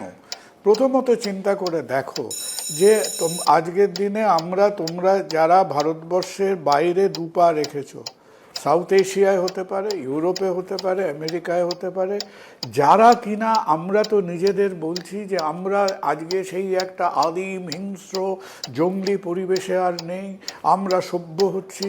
আমাদের মধ্যে যে একটা কলোনিয়াল অরাজকতা বর্বরতা ছিল, সেই কলোনিয়াল অরাজকতার দিকে আমরা একেবারে বিভিন্ন রকম মন্ত্র উচ্চারণ করতে করতে সভ্যতার জার্নিতে তত্তর করে এগিয়ে যাচ্ছি। তাই যদি হবে তাহলে প্রথম কথা হচ্ছে একটা ওষুধকে কেন 100টা কোম্পানি তৈরি করবে? তাই যদি হবে তাহলে এক পাড়ায় কেন সারি দিয়ে 150-200টা ওষুধের দোকান থাকবে? তাই যদি হবে তাহলে কেন একটা ওষুধের 72 রকম প্রাইস রেঞ্জ থাকবে? তাই যদি হবে তাহলে কি করে একটা পার্টিকুলার ওষুধের ওপর 80%-এর ওপর ডিসকাউন্ট সম্ভব হয়? কেন এগুলো আমরা করতে দিচ্ছি? আমরা এগুলো করতে দিচ্ছি আজকে আরো সহজ করে বলতে গেলে, যদি বুঝতে চান, যখন ছেলেটার জ্বর হবে, যখন বৃদ্ধ বাবা মাকে তার হার্টের চিকিৎসা, ব্রেনের চিকিৎসার জন্য ব্লাড প্রেশার কমানোর ওষুধ কিনতে হবে, যখন আমরা কোনো সরকারি হাসপাতালে বা বেসরকারি হাসপাতালে আত্মীয় স্বজনকে ভর্তি করে লম্বা একটা প্রেসক্রিপশন নিয়ে ওই 150 খানার মধ্যে 149 নম্বর ওষুধের দোকানে গিয়ে ফর্দটা পেশ করব, আমাকে আইভি অ্যান্টিবায়োটিক দিন, আমাকে অমুক মলমটা দিন, আমাকে অ্যান্টি হাইপারটেনসিভটা দিন, সেই দিন আপনাকে এই সত্যের মুখোমুখি দাঁড়াতে হবে যে আমরা কি করে একটা স্টেট স্পন্সার্ড জালিয়াতির মধ্যে আমরা আছি। বিশ্বনাথ, আপনার মনে থাকবে যে 10ই জানুয়ারি আমরা দেখিয়েছিলাম যে রাজ্যের টেস্টিং ল্যাবের কি অবস্থা, ছাদ ভেঙে পড়ছে, ধুলোর আস্তরণ। আমি বলছি এই পরিকাঠামো যদি মানুষের স্বার্থে একেবারে নিখুঁত না করা যায়, এই অনিশ্চয়তার মধ্যে মানুষকে বাঁচতে হবে, 11 কোটি পশ্চিমবঙ্গের মানুষকে। দেখুন সুমনদা, শুভময় সাপ্লাই সাইড থেকে মানে সরকারের কি করা উচিত থেকে বলল, আমি বলছি আমাদের নাগরিকদেরও কিন্তু এই যারা শাসক থাকেন তাদেরকে কিন্তু অ্যাকাউন্টেবল করতে হবে। মনে করেন আমরা কয়টা মিটিং করি যে টেস্ট মানে ড্রাগ টেস্ট ল্যাবরেটরিতে পোস্টিং দিতে হবে, স্থায়ী কর্মী নিয়োগ করতে হবে। আপনার মনে থাকতে পারে পশ্চিমবাংলাতে যে স্টেট ল্যাবরেটরি, সেখানে রিটায়ার্ড সব করে গেছে, শূন্য পদ কার্যত, এবং 2-1জনকে ধরে বেঁধে রিটায়ার্ডের পরে রাখা হয়েছে যে ভাই কাজ করে। একদম। অথচ আমরা অন্য অনেক খাতে ব্যয় করি, খেলা মেলাতে ব্যয় করি, অথচ আমার জীবন যেখানে সম্পর্ক সেইখানে কিন্তু ল্যাবরেটরি টেস্টিংয়ে না পরিকাঠামো আছে, না কর্মী আছে, কিছুই নেই। আমাদের কিন্তু মানে ভোটার হিসাবে, আমি ভোটারের জায়গা থেকে বলছি, আমাদের কিন্তু এই ডিমান্ডটা খুব স্ট্রংলি রাখা উচিত যে ভাই নির্বাচনে যখন তুমি ইস্তেহার নিয়ে আসছো, আমরা দেখতে চাই তোমার ওই নির্বাচনী ইস্তেহারের মধ্যে রাজ্যের ল্যাব টেস্টের জন্য উপযুক্ত পরিকাঠামো গড়ে তুলবে কি করবে না তার উপর ভিত্তি করে আমি ভোট দিব। আমি দেখব, আমি মানে সাস্টেনেবল ডেভেলপমেন্টের ইন্ডিকেটারগুলো কনটেক্সটে তুমি তোমার নির্বাচনী যে প্রতিশ্রুতি দিচ্ছ সেই প্রতিশ্রুতি রাখছো কিনা। আমরা অধিকাংশ ক্ষেত্রেই কেবলমাত্র মানে কিছু টাকা আমাকে হাতে গুঁজে দিচ্ছে, তার উপর ভিত্তি করে আমি একটা সিদ্ধান্ত মানে ভোটার হিসেবে সিদ্ধান্ত নিয়ে নিচ্ছি। আমি একবারও ভাবছি না যে এই ল্যাবরেটরি সেন্টারে কতজন লোক আছে, ল্যাবগুলো ঠিক মতন টেস্ট করে কিনা, আমার জীবনদায়ী ওষুধপত্র পরীক্ষা হয় কিনা, আমার কলেজ বিশ্ববিদ্যালয়ে শিক্ষক নিয়োগ হচ্ছে কিনা, আমার পরিকাঠামো উন্নয়ন হচ্ছে কিনা, অর্থাৎ সাস্টেনেবল ডেভেলপমেন্টের বা গভর্নেন্সের যে মূল ইস্যুগুলো সেগুলো নিয়ে কিন্তু আমরা একবারও ভাবি না। একদম। আমি অর্ণবের কাছে যাবো। অর্ণব, একটা তালিকায় 10ই জানুয়ারি আমরা দেখিয়েছিলাম যেখানে পদ ফাঁকা, যারা কাজ করছেন তাদের একটা বড় অংশ অলরেডি রিটায়ার্ড, যেহেতু নিয়োগ হচ্ছে না পদে সেই জন্য তাদের কাজ করানো হচ্ছে। আমি বলছি এটা নিয়ে কোনো রাজনৈতিক বিতর্ক হতে পারে না যে ইমিডিয়েটলি এর যদি হাল না ফেরানো যায়, মানে দৃশ্যত বহিরাঙ্গের ছাদ ভেঙে পড়ার যেরকম সারাতে হবে সেরকম এইটাকে ওয়েল ইকুইপড করতেই হবে। এবং আমাদের এখানে দুজন ডাক্তারবাবু যেভাবে বললেন সেটা তো আতঙ্ক আরও বেড়ে গেল আর কি। মানে আমরা যা খাচ্ছি সেটা সত্যি সত্যি তার মধ্যে কতটা নিম্নমানের ওষুধ রয়েছে এটা তো আমাদের পক্ষে বোঝা সম্ভব না। এবং যারা বিক্রি করছেন কেমিস্ট এন্ড ড্রাগিস্ট তারাও বলছেন আমরা বুঝতে পারছি। শুধু মানে ডক্টর সরকার এবং ডক্টর ব্যানার্জিকে শুধু একটা জিনিস জিজ্ঞেস করছি আমার কৌতূহলের জায়গা থেকে, এই যে জনঔষধি যে কেন্দ্রগুলো করা হয়েছে, সেন্ট্রাল গভর্নমেন্টের ছাপ মারা থাকে, সেইগুলো কতটা মানে বিশ্বাসযোগ্য, বা সেখানে কি পদ্ধতিতে এইগুলোকে ওষুধগুলোকে সেখানে গুণমান পরীক্ষা করা হয়, বা সেখানে কিভাবে বাজারে আনা হয়, মানে ওগুলো তো আমরা অনেক সময় ইউজ করি, অনেকে ইউজ করে এগুলো। তো ওই ক্ষেত্রে কীভাবে আমরা কতটা মানে ওগুলোকে মনে করবো যে ঠিকঠাক মনে করবো বা জানতে পারবো যে যে কোনো মেডিকেল রিলেটেড ন্যায্য মূল্যের দোকানেও বা যে কোনো মানে জনঔষধিটা তো একটা জায়গা, তার মধ্যে অনেকগুলো ওষুধ রয়েছে। একটা ওষুধ হতে পারে, একটা ব্লাড প্রেশার ইনস্ট্রুমেন্ট হতে পারে, একটা ল্যাপ্রোস্কোপি সেট হতে পারে। তার রেগুলেটরি অথরিটি সিডিএসসিও তাকে যতক্ষণ না পর্যন্ত ক্লিয়ারেন্স দিচ্ছে সে মার্কেটে আসতেই পারবে না। সুতরাং যদি সিডিএসসিও ক্লিয়ার করে দেয়, তারপরে এই যে ঘোটালা যেটা হচ্ছে এটা কিন্তু তার আগে হচ্ছে না। সিডিএসসিও যখন ক্লিয়ারেন্স দিয়ে দিল, দিয়ে এবার জনসৌধিতে পৌঁছলো বা ধরুন ন্যায্য মূল্যে পৌঁছলো, আমি যদি 10টার মধ্যে 8টা ঠিক রাখি, 2টো খারাপ রাখি, মানে কেউই কিন্তু 10টার মধ্যে 10টাই খারাপ নাও দিতে পারে। 10টায় আপনি 4-6 করতে পারেন, 6-4 করতে পারেন, কিভাবে মিশিয়ে দিচ্ছে। মানে এই ম্যানুফ্যাকচারিংটা করে কি কোনো প্রাইভেট কোম্পানি, মানে বানাচ্ছে আসলে কোনো প্রাইভেট কোম্পানি বানাচ্ছে? তো ধরুন যে কোম্পানি, আপনি প্যাঙ্গির কথা বললেন, ধরুন প্যান্টোপ্রাজল, ওটা তো একটা স্পেসিফিক ব্র্যান্ডের না। ধরুন প্যান্টোপ্রাজল ভারতবর্ষে 68টা কোম্পানি সাপোজ বানায়, 68টা কোম্পানিকেই কিন্তু সিডিএসসিও ক্লিয়ারেন্স নিতে হয়েছে, তারপরে সে মার্কেটে গেছে। এর পরের লেভেলে দেখুন কোথাও একটা এই লোকটাকেও একটা নাগরিক দায়িত্ব পালন করতে হবে যে ম্যানুফ্যাকচার করছে। আপনি যতই মনিটরিং করুন, যদি আপনি ভেজাল দিতে চান, তাহলে খেসরির ডালে যেরকম একসময় বহু মানুষ মারা গিয়েছিল, এটাতেও মৃত্যু হতে বাধ্য। আমি বলছি কোথাও থাকতেই হবে। আমি শুধু যোগ করবো যে ফেল ওষুধের তালিকা বেরোবে আর রাজ্য নির্দেশিকা যার কিছু করবে, এটা তো প্রসেস হতে পারে না। তুমি কেন্দ্রীয় যে ল্যাব তার রিপোর্ট আর রাজ্যের রিপোর্টে এই আসমান জমিন ফারাকটাই দেখিয়ে দিচ্ছে যে কোথাও টেস্ট হচ্ছে, কোথাও ধরার এই জাল ওষুধ, জালও বলবো না, নিম্নমানের ওষুধ, এইটা ধরার ক্ষেত্রেও মানে একটা সতর্কতার তফাৎ থাকছে, হয়তো পরিকাঠামোর কারণে, আমি জানি না। দেখুন এই ঘটনাটার যে কারণগুলো, পরিকাঠামোটা একটা, সার্ভাইলেন্স একটা, এবং আমার ধারণা যে এই যে ডিসপোজালটা একটা বড় সমস্যা থাকে, কারণ ওখান থেকেও সম্ভবত কোনো কিছু ব্যবহার হওয়ার সম্ভাবনা থেকে যায়। কিন্তু তার থেকেও বড় কথা হচ্ছে দৃষ্টিভঙ্গি।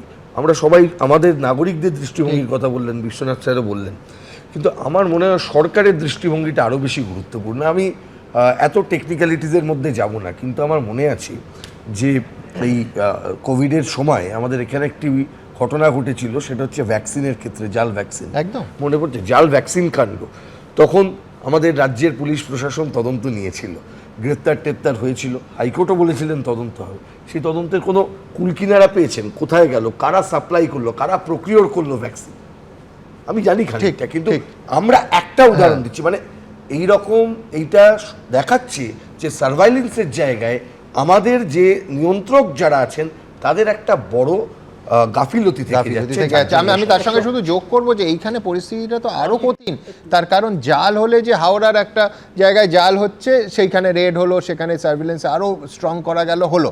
কিন্তু এক্ষেত্রে যেখানে বড় কোম্পানির ওষুধ তার গুণমান ম্যাচ করতে পারছে না, গুণমান নিম্নমানের হচ্ছে এবং সেই গুণমানের পরীক্ষায় ফেল করছে, সেখানে জাল ধরার থেকেও কয়েক গুণ বেশি চ্যালেঞ্জিং এবং কনফিউজিং হচ্ছে এই জায়গাটা। আমি ডক্টর ব্যানার্জির কাছে আসবো, তার আগে নিশ্চয়ই না, ঠিক আছে, পশ্চিমবঙ্গের কথা আমি দেখছিলাম এবার বাজেটে 50 লক্ষ কোটি টোটাল বাজেটের মধ্যে 98,000 কোটি টাকা মাত্রই, তার 1%-এর কম স্বাস্থ্যক্ষেত্রে। তাহলে করবেটা কি করে? শুধু পশ্চিমবঙ্গের কথা বলছেন, এটা এই ধরনের ম্যানুফ্যাকচারিং ইউনিট নেই, কিন্তু যেখানে মোট ব্যয়ের 1%-এর কম, যদি শুধু আমি আপনার একদম আরো বাড়ানো উচিত, ডবল করা উচিত। কিন্তু একটা জায়গায় আমি দ্বিমত হচ্ছি, সেটা হচ্ছে যে সেই কম পরিকাঠামো নিয়ে যার বাজেট আপনার সঙ্গে একমত, দ্বিগুণ কেন 3 গুণ করা উচিত। সে তো 66টার মধ্যে 64টা ধরলো, আমাদের রাজ্যের ল্যাব তো 2টো মাত্র ধরতে পারলো, আরো আশঙ্কার। আর আরো বেশি কথা বলছি তার কারণ আমি আপনি দুজনেই পশ্চিমবঙ্গে থাকি, কিন্তু আমি এই রাজনৈতিক বিতর্কে এটা বলতে পারলো না, দেবরাঞ্জন বলতে পারলো না যে এই তৃণমূল কংগ্রেস বিজেপি নির্বাচনের যে বিপুল বন্ড নেয় এই কোম্পানিগুলো থেকে, এই কোম্পানিগুলো ধরার ক্ষমতা আছে? আপনার নেতার ক্ষমতা আছে? আপনার নেতার ক্ষমতা আছে? শুনুন, আপনার নেতার ক্ষমতা আছে? টাকা নেন মশাই, টাকা নেন হলে আমাদের আপনার মনে নেই স্যালাইন ওষুধে কি করতে হয়েছিল? স্যালাইনের কেন ব্যবস্থা নিতে পারেনি? টাকা কথা বলে। আসামে গিয়ে আবার ঠিক হয়ে যায়। টাকা দিয়েছেন, টাকা বিভিন্ন কথা বলে। রাজ্যে বিভিন্ন হয় কেন? যে কর্ণাটক বাতিল করে, কর্ণাটকে পশ্চিমবঙ্গে ঠিক হয় কি করে? কিন্তু আমি বলছি যে কর্ণাটকের ফেল জিনিসটা পশ্চিমবঙ্গে কি করে প্রায় 1 বছর চললো, এই প্রশ্ন তো আসবে। এটা তো একটা গভীর সমস্যার মধ্যে আমরা পড়লাম। তার অনেকগুলো কারণ আছে। ধরুন আমি এক্সাম্পল শুরু করছি ডায়াবেটিস দিয়ে। ডায়াবেটিস একটা সাইলেন্ট ডিজিজ, তার সিমটমস খুব একটা হয় না, তার কমপ্লিকেশনস হতে থাকলেও সেটা ইনিশিয়ালি ধরা পড়ে না। এইবার আমরা সবাই জানি সুগারটা যদি কন্ট্রোল না হয় তাহলে অর্গান ড্যামেজ হওয়ার চান্স থাকে। কিন্তু সেটা আমি সুগারের ওষুধ খেয়ে যাচ্ছি, ধরে নিয়েছি যে আমার সুগার কন্ট্রোলে আছে, ডাক্তারবাবু যেরকম দিয়েছেন সেইভাবেই খেয়ে যাচ্ছি। এদিকে সাইলেন্টলি সুগারটা বেড়েই রয়েছে এবং অর্গান ড্যামেজ হয়ে যাচ্ছে। Similar things can happen with diabetes, hypertension. হাইপারটেনশনও অনেক সময় অর্গান ড্যামেজটা সাইলেন্টলি হয়ে যায়। এবং এই দুটো ডিজিজ এত আমাদের সোসাইটিতে পেশেন্টদের মধ্যে আছে, কেননা অনেক ক্ষেত্রে দেখবেন হাইপারটেনশন বা ডায়াবেটিসটা ধরা পড়ে যখন তারা কোনো রুটিন চেক আপ করতে গেল বা একটা অপারেশন করার সময় রুটিন চেক আপ করা হলো, তখন ধরা পড়লো। অতএব এই রোগটা বেশিরভাগ ক্ষেত্রেই সাইলেন্ট থাকে, কিন্তু মেজরিটি অর্গান ড্যামেজ হয়ে গেলে তখন সেটা অনেক অ্যাডভান্স স্টেজ। আমরা তো প্রত্যেকেই ওষুধ খাই যাতে আমরা সুস্থ থাকি, তো এই সুস্থ থাকাটা কিন্তু হচ্ছে না 1 নম্বর।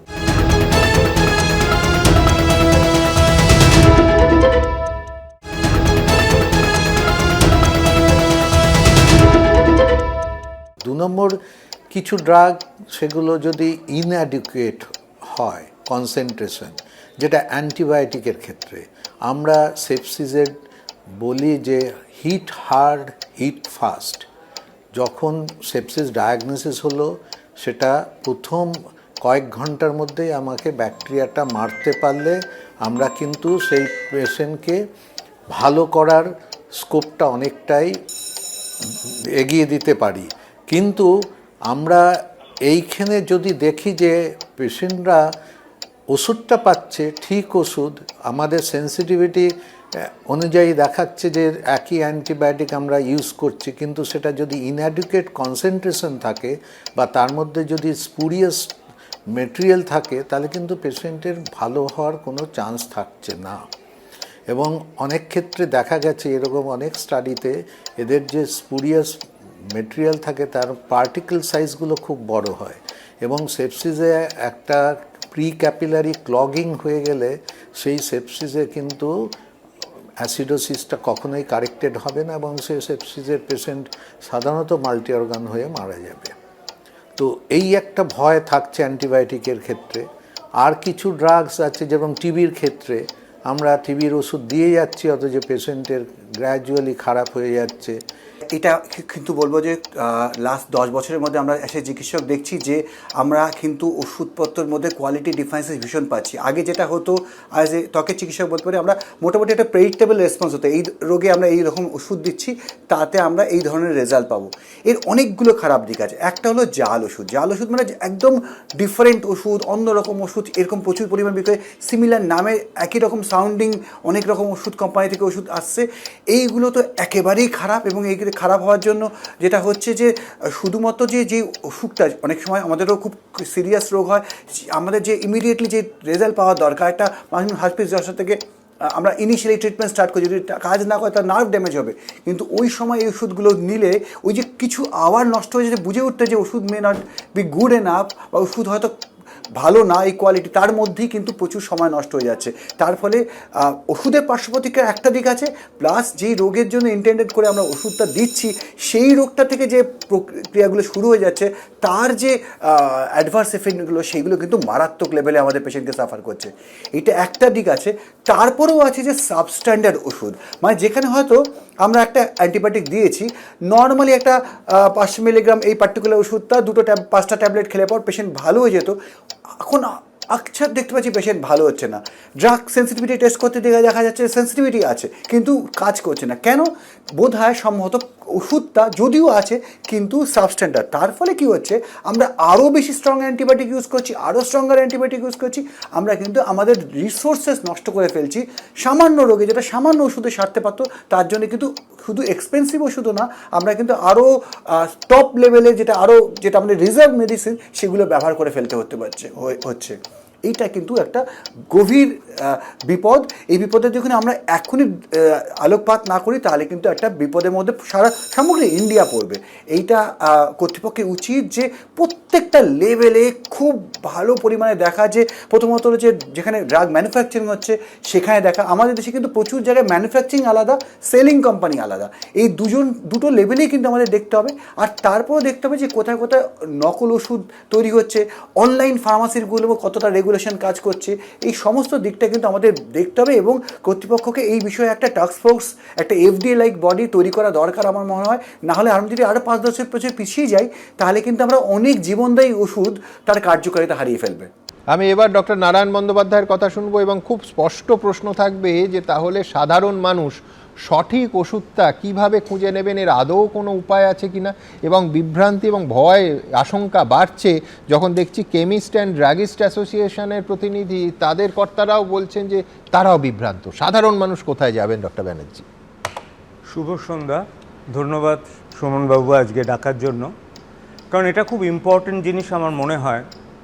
যখন ক্রেতা একটা ওষুধ কেনে কয়েকটা সিম্পল জিনিস যেন তারা মনে রাখে। আমরা জানি কোনটা ফেক ওষুধ কোনটা অরিজিনাল ওষুধ যতক্ষণ না ল্যাবরেটরি টেস্টিং হচ্ছে বোঝা সম্ভব না, কিন্তু কতগুলো গাইডলাইন আছে। আমি যার জন্য পকেটে একটা ওষুধের স্ট্রিপ নিয়ে এসেছি, যে ওষুধের স্ট্রিপে কতগুলো জিনিস হচ্ছে বাধ্যতামূলক। নাম্বার 1 হচ্ছে আপনি দেখবেন ওষুধের ইউনিফর্মিটি আছে কিনা, কোথাও ভেঙে গেছে কিনা ওষুধটা। এটা সিম্পল প্যারাসিটামল ট্যাবলেট। এবার দেখুন তার স্পেলিং ঠিক আছে কিনা, যেগুলো ফেক ওষুধ স্পেলিং গণ্ডগোলের হয়। নাম্বার 3 হচ্ছে জেনেরিক নেম লেখা আছে কিনা। আর আমাদের কতগুলো জিনিস আছে সেটা মেনটেন করতেই হবে। একদম প্রথমে ব্যাচ নাম্বার লেখা থাকবে, date of manufacturing, date of expiry, ওষুধের দাম এবং ম্যানুফ্যাকচারিং লাইসেন্স। এবং ডক্টর ব্যানার্জি, আমি শুধু যোগ করি, সেটা হচ্ছে এই যে আশঙ্কাটা, এটা তো জাল ওষুধ কেউ জাল বিক্রি করছে এরম নয়। এই আশঙ্কাটা হচ্ছে যে কোম্পানি যে তৈরি করছে সেইটা গুণমান উত্তীর্ণ হতে পারছে না। মানে জাল ওষুধ হলে সেটা আপনার উপায় ধরতে পারবো, কিন্তু যে ওষুধ গুণমানে উত্তীর্ণ হতে পারছে কিনা তাকে ধরবো কি করে? এবার শুনুন, সবচেয়ে বাজে হচ্ছে 25% অফ দ্য ইন্ডিয়ান মার্কেটে অ্যাসোকেম দেখিয়েছে এটা হচ্ছে ফেক ওষুধ চলছে। কিন্তু আমরা অ্যাটলিস্ট নিজেরা সাবধান হতে পারি। আমাদের কিউআর কোড স্ক্যানিং সবাই আমরা করতে পারি। এখানে দেখবেন একটা কিউআর কোড আছে, আপনি কিউআর কোড দিয়ে মিলিয়ে দেখে নিন সেই ওষুধটা সেইটা আছে কিনা। আপনার পক্ষে কোনটা জাল ওষুধ কোনটা ঠিক ওষুধ, আমি ডাক্তার, আপনি পেশেন্ট, কারোর পক্ষে জানা সম্ভব না। কিন্তু কেনার সময় আমরা রিসিপ্টটা নিতে পারি, ওষুধটার নাম, তার জেনেরিক নাম, ডেট অফ ম্যানুফ্যাকচারিং, এইগুলো আমরা দেখতে পারি। যদি দেখি ওষুধের শেপ চেঞ্জ হচ্ছে, ক্যাপসুল আনইভেন থাকছে, ক্যাপসুলটা একটু অন্যরকম দেখতে, ব্লিস্টার হয়েছে, আপনি সে ওষুধ দেবেন না। আর সবসময় ওষুধ চেষ্টা করবেন একটু দামি কোনো জায়গা থেকে নেওয়া, যেমন বলা হলো স্ট্যান্ডার্ড কোনো স্টকিস্টের কাছ থেকে নেওয়া, যারা অন্তত এই জালি ওষুধগুলো করবে না। কিন্তু মুশকিলটা হচ্ছে, আবার বলি, হিমাচল প্রদেশ থেকে ম্যাক্সিমাম ম্যানুফ্যাকচারিং হয়। আমার একজন পেশেন্ট হিমাচল প্রদেশে একটা প্যান্টোপ্রাজল ডোমপেরিডন কম্বিনেশন সে হিমাচলেই বলে তৈরি করে, ওখানে সব সিলটিল করে দেয়, করে এখানে পাঠিয়ে দেয়, 1 টাকায় বিক্রি করে। তাতে তার 30 পয়সা লাভ থাকে, 70 পয়সায় সে বেচে। আর আপনি একটা প্যান্টোপ্রাজল ডোমপেরিডন একটা স্ট্যান্ডার্ড জিনিস কিনতে যান, তার দাম হবে 15 টাকা। তাহলে ভাবুন, 15 টাকার ওষুধও জাস্টিফাইড না, 1 টাকার ওষুধও জাস্টিফাইড না। এটাকে গভর্নমেন্টকে একটা ইউনিফর্ম ডিসিশন নিতে হবে। কিন্তু আমি আজকে আপনাদের এখানে আসতে পেরে আমার ভালো লাগছে এটাই, অ্যাটলিস্ট সাধারণ মানুষ শিখুক। তারা যখন একটা জিনিস, তারা যখন ক্রেতা, তাদের কিছু জিনিস শিখতে হবে যে সত্যি জিনিস কিনছে কিনা। কিন্তু সেই জিনিসটা যদি ফেক হয়, আপনার আমার কারো নেই, আপনি শুধু বুঝতে পারবেন প্রেশার ওষুধ দিচ্ছেন, প্রেশার কন্ট্রোল হচ্ছে না, আপনি জ্বরের ওষুধ দিচ্ছেন, জ্বর সারছে না। এরকম রোগী নিশ্চয়ই আপনারা পান? পাই তো, কিন্তু আমি দোষ দিই পেশেন্টকে, আপনি ওষুধ খাচ্ছেন না। এবার পেশেন্ট তো বলে হ্যাঁ ওষুধ খাচ্ছি, কিন্তু তারা যে ফেক ওষুধ পাচ্ছে সেটা তো আমাদের সিস্টেমের টোটাল ফেলিওর। আমাদের অনেক ল্যাবরেটরি বানাতে হবে যাতে আমরা অ্যাট র্যান্ডাম চেক করতে পারি, যাতে স্ট্যান্ডার্ডটা মেনটেন করা যায়। কিন্তু যারা ক্রেতা তারা একটু জেনে বুঝে ওষুধটা কিনুন, অনেক ক্ষেত্রে ফেক ওষুধ এড়াতে পারবেন। অনেক ধন্যবাদ। না, এটা তো আমি একজন চিকিৎসক হিসাবে আমি আমার যারা পেশেন্ট এবং সাধারণ মানুষের জন্য আমরা অত্যন্ত উদ্বিগ্ন, আতঙ্কিত এবং আশঙ্কিত। এই ধরনের জিনিস তো একেবারে অনভিপ্রেত, এটা হবারই কথা নয়, ঠিক আছে। এবার এটা করলে এই ধরনের ওষুধ যদি আমাদের ক্ষেত্রে দেখা যাচ্ছে গুণমান বজায় না রাখে এবং তার জেনেরিক যারা তৈরি করছে তারা গুণমান বজায় রাখছে না বা তার জাল হচ্ছে, সেটা আমি বলছি না, কিন্তু গুণমান যদি বজায় না থাকে দুটো সমস্যা। এক তো আপনি ডায়াবেটিসের ওষুধ বা প্রেশারের ওষুধ খাচ্ছেন, আপনার সেই কাজটা ঠিক হবে না। আপনি অ্যান্টিবায়োটিক দিয়ে ইনফেকশন সারাতে চাইছেন, সেটা সারবে না, অর্থাৎ সেই অসুখটা থেকে কিডনির ক্ষতি করবে। অ্যাট দ্য সেম টাইম যদি একটা স্পুরিয়াস হয়, অর্থাৎ তার মধ্যে যদি এমন কিছু জিনিস থাকে যেটা কিডনিকে ক্ষতি করতে পারে, পার্টিকুলারলি কিডনি আমাদের শরীরের 25% রক্ত সাপ্লাই হার্টের থেকে নেয়।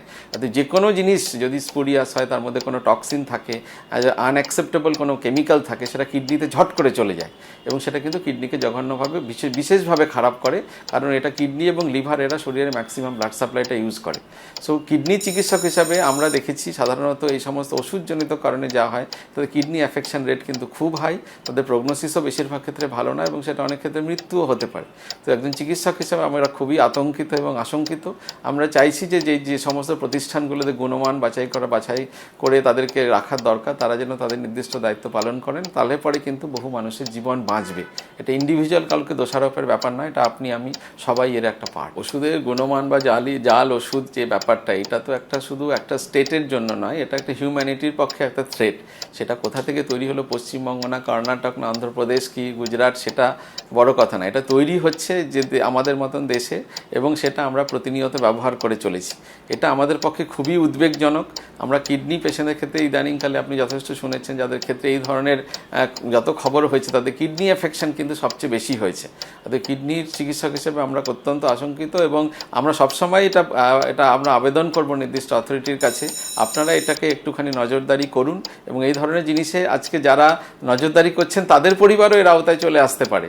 অর্থাৎ নিজেদের বাঁচার স্বার্থে আমাদের সবার জন্য এটা খুব জরুরি, এই গুণমান যাতে বজায় থাকে এবং যাতে অসৎ মানুষেরা এই জিনিসটাকে নিজের হাতে নিয়ে মানুষের সর্বনাশ না করতে পারে। কিন্তু আমি আবার সাধারণ মানুষের প্রেক্ষিত থেকে ডক্টর ব্যানার্জির কাছে আসব। প্রতিদিন কয়েকশো পেশেন্ট আপনারা দেখছেন, খুব সাধারণ মানুষ, এমনি তো ওষুধের দাম আকাশ ছুঁয়েছে, খুব কষ্ট করে আমি বলছিলাম যে একটা মধ্যবিত্ত বাড়ির ওষুধের খরচ 5,000 থেকে 6,000 টাকা সাধারণ ওষুধের খরচ হয়ে গেছে। তো সেইখানে আবার আমি সেই জায়গায় আসছি যে সাধারণ মানুষ কি করবে। আপনি প্রেসক্রিপশন দিলেন, তারপর ওয়্যার টু গো। দেখুন, প্রেসক্রিপশন করার আগে আমি অ্যাটলিস্ট পেশেন্টের ফাইন্যান্সিয়াল কন্ডিশনটা একটু জেনে নিই। মানে আমি যে শুধু কর্পোরেটে প্র্যাকটিস করি তা তো না, অনেক জায়গায় চ্যারিটেবলে করি।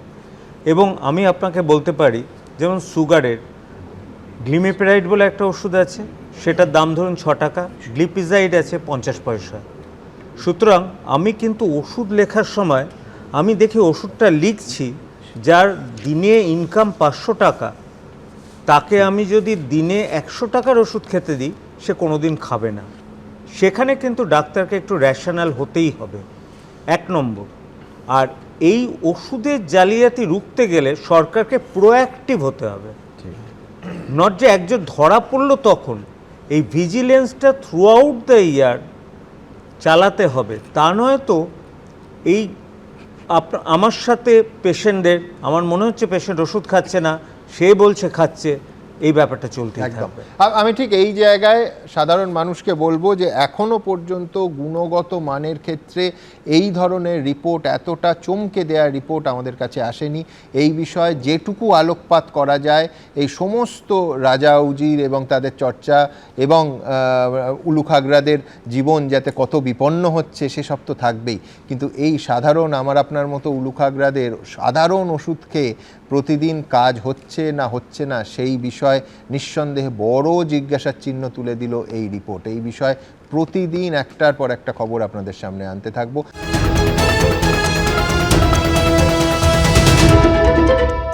আমি ঠিক এই জায়গায় সাধারণ মানুষকে বলবো যে এখনো পর্যন্ত গুণগত মানের ক্ষেত্রে এই ধরনের রিপোর্ট, এতটা চমকে দেওয়া রিপোর্ট আমাদের কাছে আসেনি।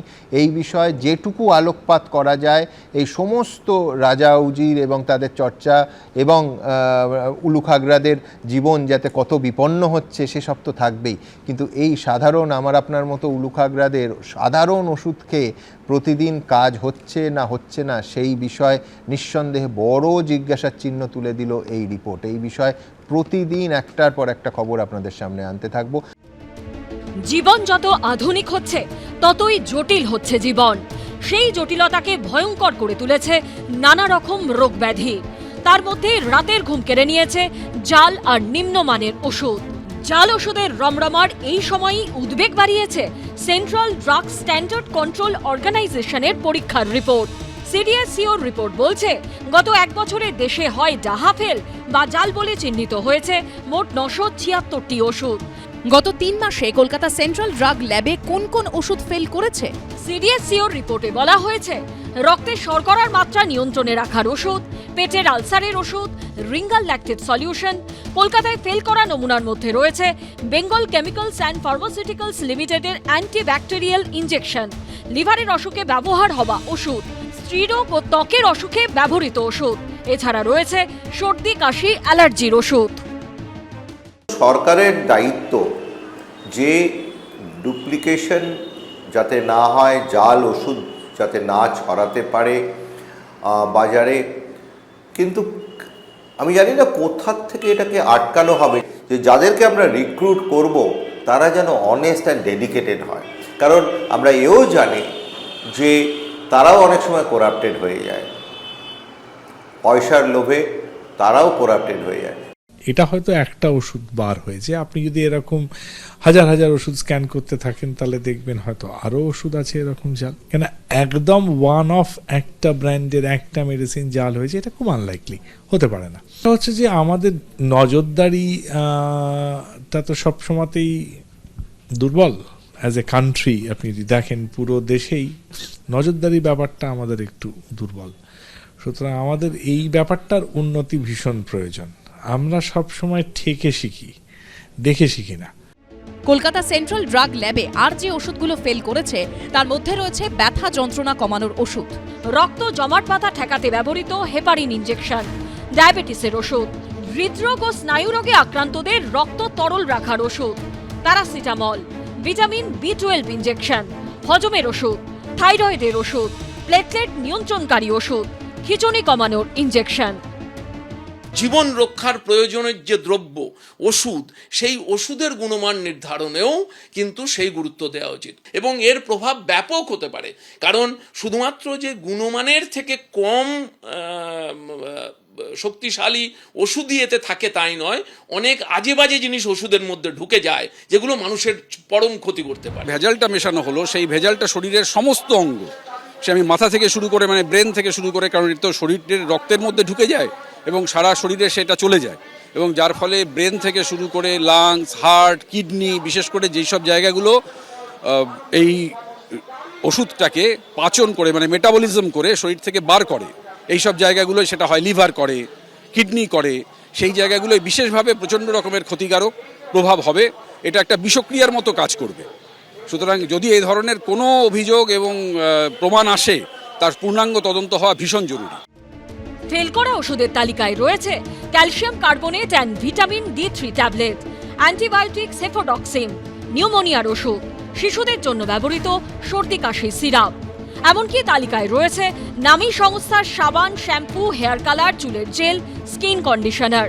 সিডিএসইর রিপোর্ট অনুযায়ী কোনো ওষুধ জাল, কোনো ওষুধ নিম্নমানের, আবার কোনো ওষুধে মিশে রয়েছে দূষিত পদার্থ।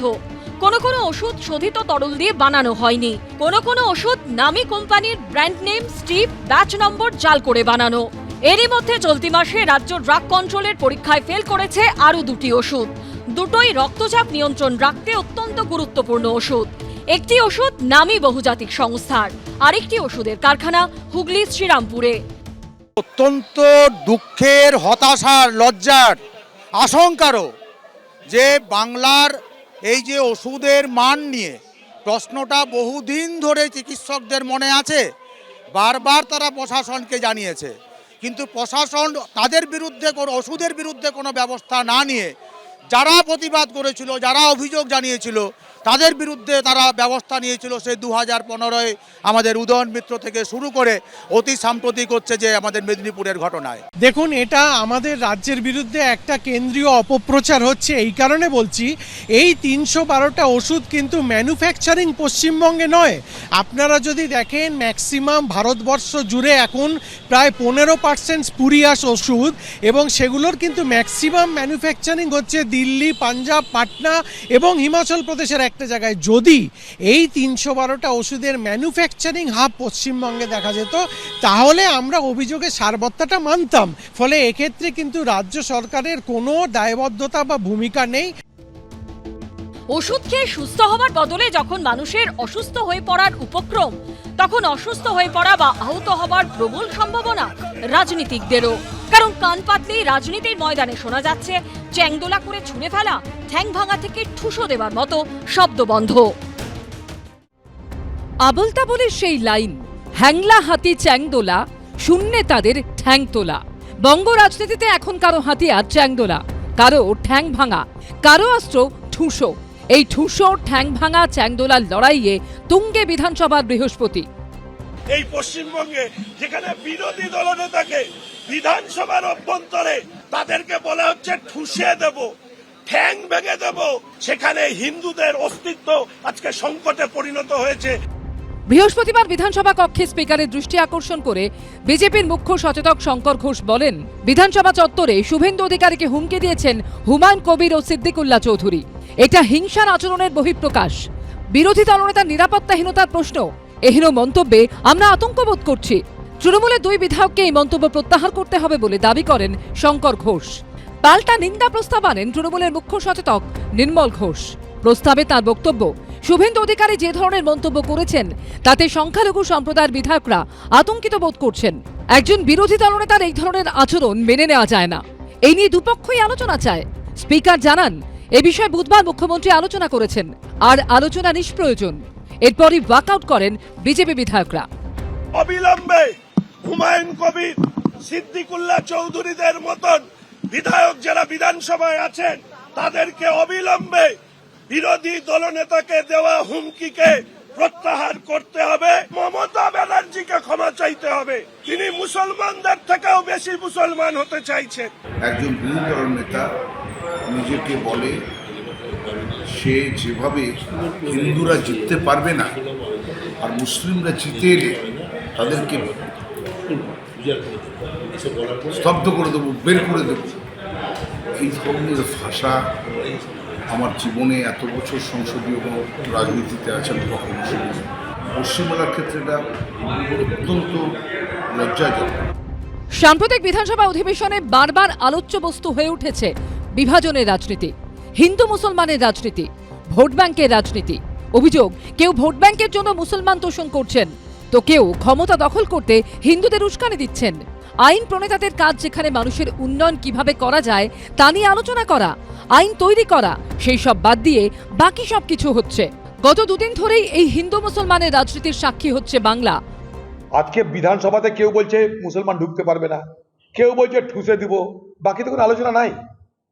এ রাজ্যের ভবিষ্যৎ নিয়ে আলোচনা নাই, এ রাজ্যের আর্থিক অবস্থা নিয়ে আলোচনা নাই, এ রাজ্যের শিক্ষা স্বাস্থ্য নিয়ে আলোচনা নাই, কিছু নাই।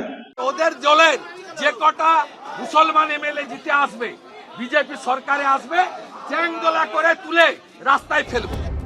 বিজেপির চ্যাংদোলার পাল্টা তৃণমূল বিধায়কদের মুখে আবার শোনা গেছে ঠুসো কিংবা ঠ্যাং ভাঙার কথা। তার ঠ্যাংটা কেউ ভেঙে দেবে কেন সেটাই ব্যাখ্যা যায় ওই বন্ধু। আপনি 72 ঘন্টার মধ্যেই কথা প্রত্যাহার না করলে আমি ঠুসে দেবো না। শুভেন্দু অধিকারীর পাল্টা বুধবার বিধানসভায় দাঁড়িয়ে মুখ্যমন্ত্রী বলেন, আপনাদের বিরোধী দলনেতা কি করে বলেন মুসলিমদের ছুঁড়ে ফেলে দেবেন? এত সাহস হয় কি করে? আপনাদের আমদানি করা হিন্দু ধর্ম এটা রামকৃষ্ণ বিবেকানন্দের ধর্ম নয়। মানুষকে খুন করা, দেশকে টুকরো করার কথা যারা বলে সেটা আমদানি করা হিন্দু ধর্ম। কোনো ধর্মের উপর আঘাত আমি সহ্য করব না। পাল্টা তৃণমূলের মুসলিম বিধায়কদের নিয়ে করা মন্তব্যের ব্যাখ্যা দিতে আইজ্যাক নিউটনের প্রসঙ্গ টেনে আনেন শুভেন্দু অধিকারী। 26-এর পরে যে নতুন বিধানসভা আসবে সেখানে হিন্দু তৃণমূলের কোনো এমএলএ আসবে না। তৃণমূলের যে কটা এমএলএ আসবে মুসলিম এমএলএ। বিজেন্দ্র গুপ্তর যা হয়েছে এবং শঙ্কর ঘোষ মনোজ ওরাওর সঙ্গে এই স্পিকার মার্শাল দিয়ে যা করেছে, সেক্ষেত্রে যেহেতু কেবলমাত্র তৃণমূলের মুসলিম এমএলএ 26-এর পরে আসবে, তাই তারাও একইভাবে every action has it same and equal reaction. এটা আমার কথা নয়, নিউটনের কথা। প্রত্যেক ক্রিয়ারই সমান এবং বিপরীত ধর্মী প্রতিক্রিয়া আছে। মমতা বন্দ্যোপাধ্যায় বিধানসভায় দাঁড়িয়ে বিজেপির উদ্দেশ্যে বলেন, আপনারা বাইরে থেকে যে হিন্দু ধর্ম আমদানি করেছেন তা কোনো ঋক, সাম, যজু, অথর্ববেদে নেই। আমি হিন্দু কিনা সেটা কি আপনাদের কাছ থেকে সার্টিফিকেট নিতে হবে? ধর্মের নামে মিথ্যে কথা বলবেন না, জালিয়াতি করবেন না। আমি তো হিন্দুদের 79% টিকিট দিই। বিজেপি বিধায়কদের উদ্দেশ্যে মুখ্যমন্ত্রী প্রশ্ন তোলেন, আপনারা কেন মুসলিমদের টিকিট দেন না? পাল্টা হুঙ্কার ছাড়েন শুভেন্দু অধিকারী। আমার মা শ্রীমতী গায়ত্রী ভট্টাচার্য আজকের অধিকারী বরিশাল থেকে শুধু হিন্দু হওয়ার জন্য এক কাপড়ে বাবার হাত ধরে কপরদক শূন্য হয়ে এই বাংলায়, এই ভারতে এসেছিল। বদলা আমরা নেব। মমতা বন্দ্যোপাধ্যায় নাম না করে খোঁচা দিয়ে বলেন, তৃণমূলে ছিলে যখন তখন রোজা করতে, এখন আর করো না। আসলে তোমার জামা বদল হয়েছে, ভিতরটা একই আছে। এই জামা আবার যেন লাল জামায় পরিণত না হয়। কে কত বড় হিন্দু তা নিয়ে যেন এখন দুই দলের মধ্যে লড়াই। যিনি হিন্দু ধর্মের কথা বলছেন, আমিও কিন্তু ব্রাহ্মণ পরিবারের মেয়ে। আমার বাবা একজন স্বাধীনতা সংগ্রামী ছিলেন, তার কাছ থেকে চণ্ডীপাঠ আমার শেখা। আজকে আমি বলতে বাধ্য হচ্ছি, যারা হিন্দু ধর্ম নিয়ে আমাকে ব্যঙ্গ করছেন তাদের উত্তর দেওয়ার জন্য, আমি যে বাড়িটায় থাকি ভোরবেলা থেকে, মানে ছোটবেলা থেকে, সেই বাড়িটায় মন্দির, একটা শিব মন্দির, সেই দেওয়ালেই যেখানে আমি মাথা রেখে ঘুমাই। হিন্দুদের জন্য এক শুভেন্দু শহীদ হলে কোটি শুভেন্দু জন্ম নেবে। বিশেষজ্ঞরা বলেন, ধর্মকে ভোট ব্যাংকের রাজনীতির হাতিয়ার হিসাবে ব্যবহার করা ভারতে নতুন নয়, কিন্তু এখন যেমন খুল্লা ধর্ম আর রাজনীতিকে মিশিয়ে ব্যবহার করা হয় তা অবশ্য আগে ছিল না। একটু রেখে ঢেকে হতো, তবে গোটা দেশের নিরিখে অবশ্যই ব্যতিক্রম ছিল পশ্চিমবঙ্গ। এখানে সাম্প্রদায়িক রাজনীতির প্রচলন আগে প্রায় ছিল না বললেই চলে। হঠাৎ করে আমদানি হয়েছে এবং আমদানি হতে না হতেই এত জনপ্রিয় হয়ে গেছে যে শাসক ও প্রধান বিরোধী দল সবাই তা আঁকড়ে ধরেছে। বিধানসভার ভোট আসতে না আসতেই রাজনীতিবিদদের মুখে মুখে ঘুরছে হিন্দু মুসলমান এই দুই শব্দ। শুভেন্দু অধিকারীর চ্যাংদোলা মন্তব্যের পর বুধবারই 72 ঘন্টার সময়সীমা বেঁধে দিয়েছিলেন তৃণমূলের ভরতপুরের বিধায়ক হুমায়ুন কবির। 24 ঘন্টা পর বৃহস্পতিবারও নিজের অবস্থানে অনড় রয়েছেন তিনি। 72 ঘন্টার সময় বেঁধে দিয়েছি, তার মধ্যে যদি উনি ওনার ভুল আগেই বলেছে, ক্ষমা না চাইলেও কথাটা প্রত্যাহার করতে হবে। 72 ঘন্টার পরে উনি যদি ওই সিদ্ধান্তে অটুট থাকে, ওনার যে কোনো জায়গায় ওনাকে তা মোকাবেলা করতে হবে। ওই ঠুসো দেওয়ার কথা শুনেই তো ভয় পেয়ে গেছে। স্পিকার সাহেবের সচিবালয়ে সিকিউরিটি বাড়ানোর জন্য ভেতরে সিআইএফ ফোর্স অ্যালাউ করার জন্য চিঠি দিচ্ছে। তা যার দম নাই তা সে কথা বলে কেন? হুমায়ুন কবিরের মতন দুর্নীতিগ্রস্ত অপরাধ প্রবণ তৃণমূল কংগ্রেসের জন্মসূত্রে মুসলিম এই ধরনের যারা, তারা হচ্ছে পশ্চিমবঙ্গে ত্রাস তৈরি করেছে। কখনো শুভেন্দু অধিকারী মমতা বন্দ্যোপাধ্যায়ের ধর্মজ্ঞান নিয়ে প্রশ্ন তুলছেন, আবার কখনো হুমায়ুন কবির শুভেন্দু অধিকারীকে অহংকারী বলছেন। গীতা পড়েনি, বেদ জানে না, উপনিষদ জানে না, ভুল চণ্ডী পাঠ করে, ভুল সরস্বতী মন্ত্র পড়ে। যিনি আমতলাতে ভুল সরস্বতী মন্ত্র বলেন, সুজিত বসু পূর্ত গিয়ে ভুল চণ্ডীপাঠ করেন, পিতৃপক্ষে মাতৃমূর্তি উদ্বোধন করেন এবং তিনি একটা ধর্মের অনুষ্ঠানে রেড রোসে আসেন প্রার্থনা করতে মাথায় হিজাব পরে, তিনি কি বুঝবেন হিন্দু ধর্ম সম্পর্কে? উনি সাসপেন্ডেড বিরোধী দলনেতা, তিনি মঙ্গলবারে যেভাবে আমাদেরকে জাতিগতভাবে অ্যাটাক করেছেন, এই জাতিগত অ্যাটাক বন্ধ করতে হবে শুভেন্দু অধিকারীকে। উনি ব্যক্তিগতভাবে সমগ্র মুসলিম জাতিকে, ইসলাম ধর্মাবলম্বী মানুষকে যেভাবে বিগত কয়েক মাস ধরে শুধু সনাতনী হিন্দু হিন্দু করে, কখনো বলছে মুসলিমদের ভোটের দরকার নাই, কখনো বলছে আমি হিন্দু ভোটে বিধায়ক হয়ে এসেছি, তো কি হয়েছে? উনি এত দাম্ভিকতা কিসের ওনার? এদিকে ভরতপুরে তৃণমূল বিধায়ক হুমায়ুন কবির যখন বিরোধী দলনেতা শুভেন্দু অধিকারীকে চ্যালেঞ্জ ছুড়ছেন, সময় বেঁধে দিচ্ছেন, তখন তাকে শোকজ করল তৃণমূলের পরিষদীয় শৃঙ্খলা রক্ষা কমিটি। সূত্রের দাবি, তৃণমূল মনে করছে হুমায়ুন কবিরের ধারাবাহিক মন্তব্যে দলের ভাবমূর্তি ক্ষুণ্ণ হয়েছে, তাই তাকে শোকজের সিদ্ধান্ত। 24 ঘন্টার মধ্যে ভরতপুরে তৃণমূল বিধায়কের জবাব তলব করা হয়েছে।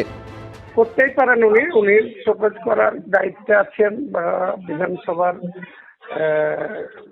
উনি পরিষদীয় মন্ত্রী আছেন বা যে কমিটি আছে ডিসিপ্লিনারি কমিটি, সেই কমিটি এর আগেও আমাকে শোকজ করেছিল।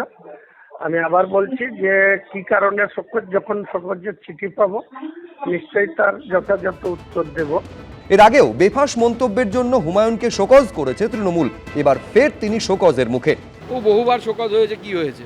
এর আগে তো এই হুমায়ুন কবির বলেছিল যে ভাগীরথীতে ভাসিয়ে দেবো হিন্দুদেরকে কেটে। মুখ্যমন্ত্রী কিছু করতে পেরেছে? করতে পারবে না, ক্ষমতা নেই। হুমায়ুনের পাশাপাশি শুভেন্দু অধিকারীকে হুমকি দিয়েছেন সিদ্দিকুল্লাহ চৌধুরীও। কেউ নিজেদের ক্ষমতা বোঝাতে বদরের যুদ্ধের প্রসঙ্গ টানছেন, তো কেউ আবার রাম, হনুমান, মা দুর্গা ছাড়া কথা বলছেন না।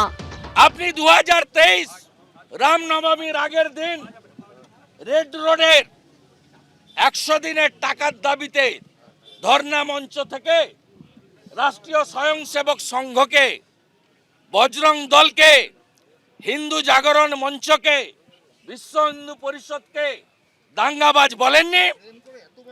আপনি বলেননি কাল রামনবমী হনুমানরা বেরোবে? আমি পুলিশকে বলেছি কোন মুসলিম এলাকা দিয়ে যাতে রামনবমীর শোভাযাত্রা না যায়। আপনি বলেননি? আপনি দুর্গাপূজার বিজয়া দশমীর ডেট চেঞ্জ করেননি মহরম দিন পড়েছিল বলে। 1446 বছর আগে আমাদের শেষ নবী মোহাম্মদ মুস্তফা সাল্লাল্লাহু আলাইহি সাল্লাম জিহাদ কাকে বলে, বদরের যুদ্ধে 3000 লোক নিয়ে 13,000 লোকের মোকাবেলা করে এই ইসলামকে প্রতিষ্ঠিত করেছে বিশ্বের দরবারে। আর আপনি তো কোন ছাড়, আপনি এখানে পবিত্র বিধানসভায় 42 জন এমএলএর সঙ্গে লড়বেন, আপনাকে চ্যালেঞ্জ দেওয়া থাকলো। হুমকি হুঁশিয়ারির এই লড়াইয়ে নেমে পড়েছেন মমতা বন্দ্যোপাধ্যায়ের মন্ত্রিসভার সদস্য সিদ্দিকুল্লাহ চৌধুরীও। তার ঠ্যাংটাকেও ভেঙে দেবে কেন, সেটাই ব্যাকে যান ওই বন্ধু। কেন এরকম কথা সহ্য করবে কে? এটা তো অগণতান্ত্রিক কথা। বৃহস্পতিবার এক কাছে ওপরে গিয়ে বিরোধী দলনেতাকে দেশের বাইরে পাঠিয়ে দেওয়ার হুঙ্কার শোনা গেল সিদ্দিকুল্লাহ চৌধুরীর গলায়।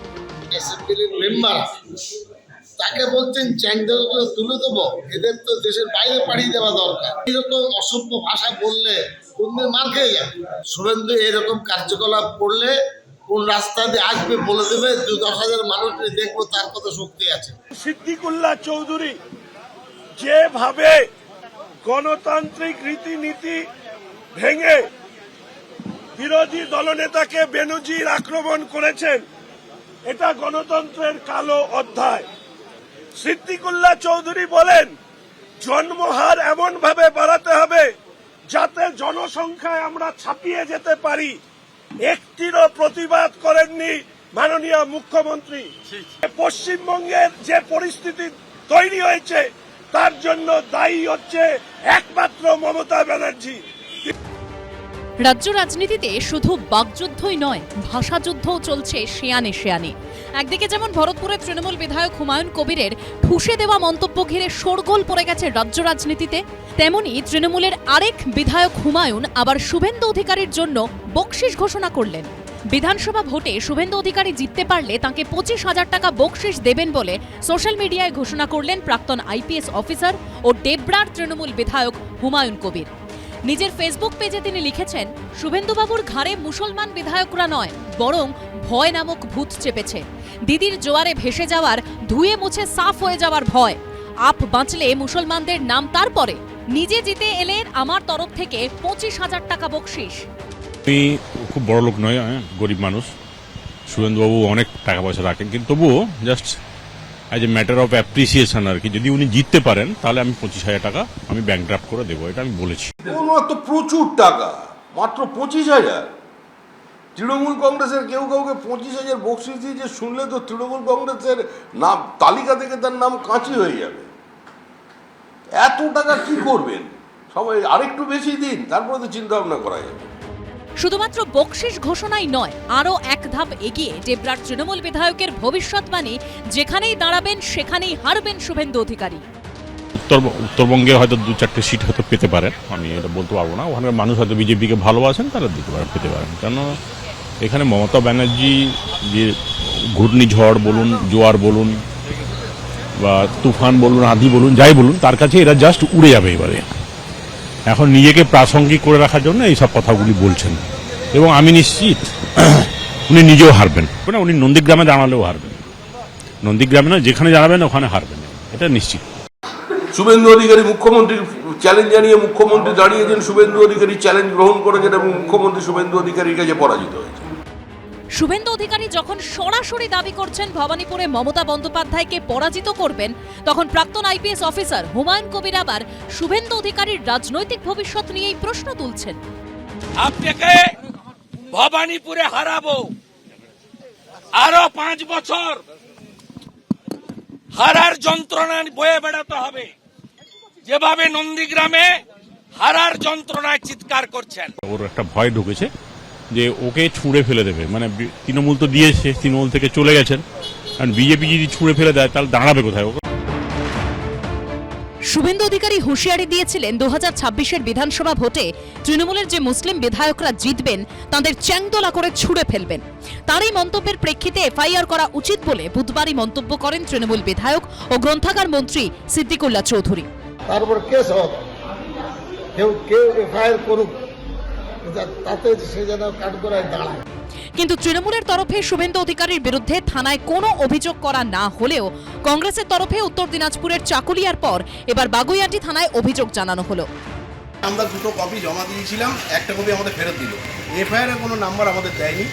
শুভেন্দু অধিকারীর মন্তব্যের বিরুদ্ধে সরব মমতা বন্দ্যোপাধ্যায় থেকে তৃণমূলের ছোট বড় মেজ সব নেতা। কিন্তু কংগ্রেসের অভিযোগ, তৃণমূল মৌখিক আক্রমণ শানালেও অভিযোগ জানানোর ক্ষেত্রে শুভেন্দু অধিকারীর প্রতি নরম, অর্থাৎ সেই মোদি মমতা সেটিং।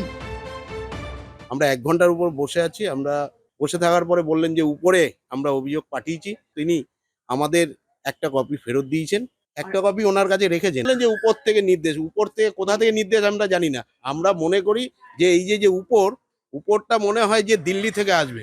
নরেন্দ্র মোদী এবং বাংলার মুখ্যমন্ত্রী মমতা বন্দ্যোপাধ্যায় যে হাতে হাত রেখে কাজ করছে, তারা যে এই যে তলে তলে সবাই যে এক, তার প্রমাণ আজকে বাগুইআটি থানায় এসে আমরা বুঝতে পারলাম।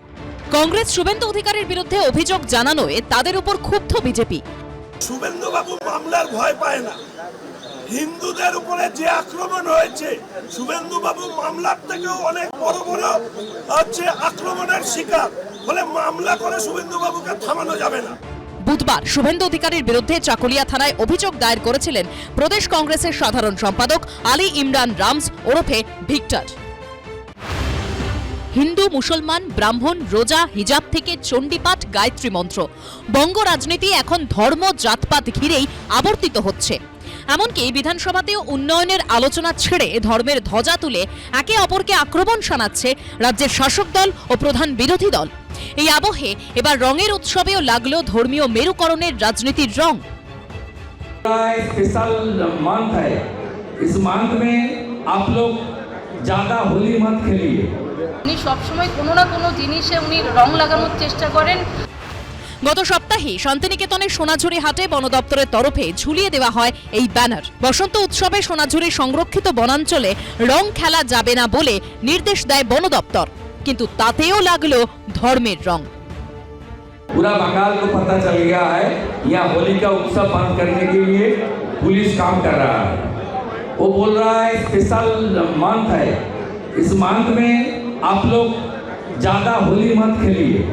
अब कल फ्राइडे है, जहाँ जहाँ होली खेल रहा है, दोल खेल रहा है, सब 10 बजे के अंदर कंप्लीट कर दीजिए। ये कौन स्टेट में हम लोग है? यहाँ की सारिया कानून चलता है ना क्या? यह कॉन्स्टिट्यूशन चलता है। आपने अपने धर्म पालन करने का अधिकार बाबा साहेब आम्बेडकर सबको दिया है। নোংরা মানসিকতার একটা পরিচয় উনি বারবার দেন। উনি সবসময় কোনো না কোনো জিনিসে উনি রং লাগানোর চেষ্টা করেন, বিভিন্ন জাতির মধ্যে লড়াই লাগানোর চেষ্টা করেন। আমরা কিন্তু পরিবেশ বাঁচানোর পক্ষে করেছি, নোটিশটা করেছি। আতঙ্ক তৈরি করার চেষ্টা করা হচ্ছে। এ বলবে আমার ধর্ম সংকটে, ও বলবে আমার ধর্ম সংকটে। আমি বলছি রাজ্য এবং দেশটা সংকটে। বীরভূম জেলা পুলিশের তরফেও ফেসবুকে পোস্ট করে জানানো হয়, বসন্ত উৎসব ও হোলি উদযাপন সম্পর্কে কোনো সময়সীমা বেঁধে দেওয়া হয়নি। আমরা সকলকে ভুল তথ্য এড়িয়ে চলার অনুরোধ করছি এবং সঠিক আপডেটের জন্য শুধুমাত্র বিশ্বাসযোগ্য সূত্রের উপর নির্ভর করার আহ্বান জানাচ্ছি।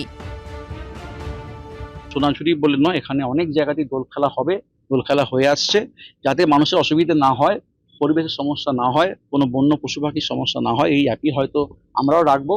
সবাই মিলে দোল খেলবো, আপনারাও আমার সঙ্গে কালকে থাকবেন এবং আমরা আনন্দ করে উৎসব পালন করব। মানে কোনো জায়গায় নিষেধাজ্ঞা নেই? শান্তিনিকেতন বোলপুরে কোনো জায়গায় দোল খেলার জন্য নিষেধাজ্ঞা নেই, কোনো প্রবেশে বাধা নেই, কোনো সময়সীমা নেই।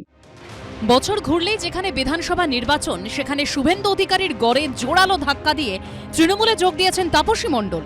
হলদিয়ার বিধায়কের পাশাপাশি যিনি তমলুক সংগঠনের জেলার বিজেপি সভানেত্রীও ছিলেন। আর তাপসী মণ্ডল তৃণমূলে যোগ দেওয়ার 3 দিনের মাথায় তাঁরই বিধানসভা কেন্দ্র হলদিয়ায় কর্মী সভা করলেন শুভেন্দু অধিকারী। বিজেপি ছেড়ে আসা হলদিয়ার বিধায়ককে 26-এর বিধানসভা নির্বাচনে তৃণমূল টিকিট দেবে কিনা তা এখনও স্পষ্ট নয়। তবে তার আগেই তাপসীকে হারানোর ডাক দিলেন শুভেন্দু অধিকারী। সেই চ্যালেঞ্জ গ্রহণও করলেন হলদিয়ার বিধায়ক। কাউন্সিলরে হারিয়েছিলাম মামা প্রশান্ত দাসকে দিয়ে, হলদিয়ার কোন ভূমিপুত্র ভূমিকন্যাকে দিয়ে বিজেপি আপনাকে হারাবে, বিজেপি আপনাকে হারাবে, বিজেপি আপনাকে হারাবে, বিজেপি আপনাকে হারাবে। হিন্দুদের মাটি দুর্জয় ঘাটে বুঝে নিবে দুর্বৃত্ত।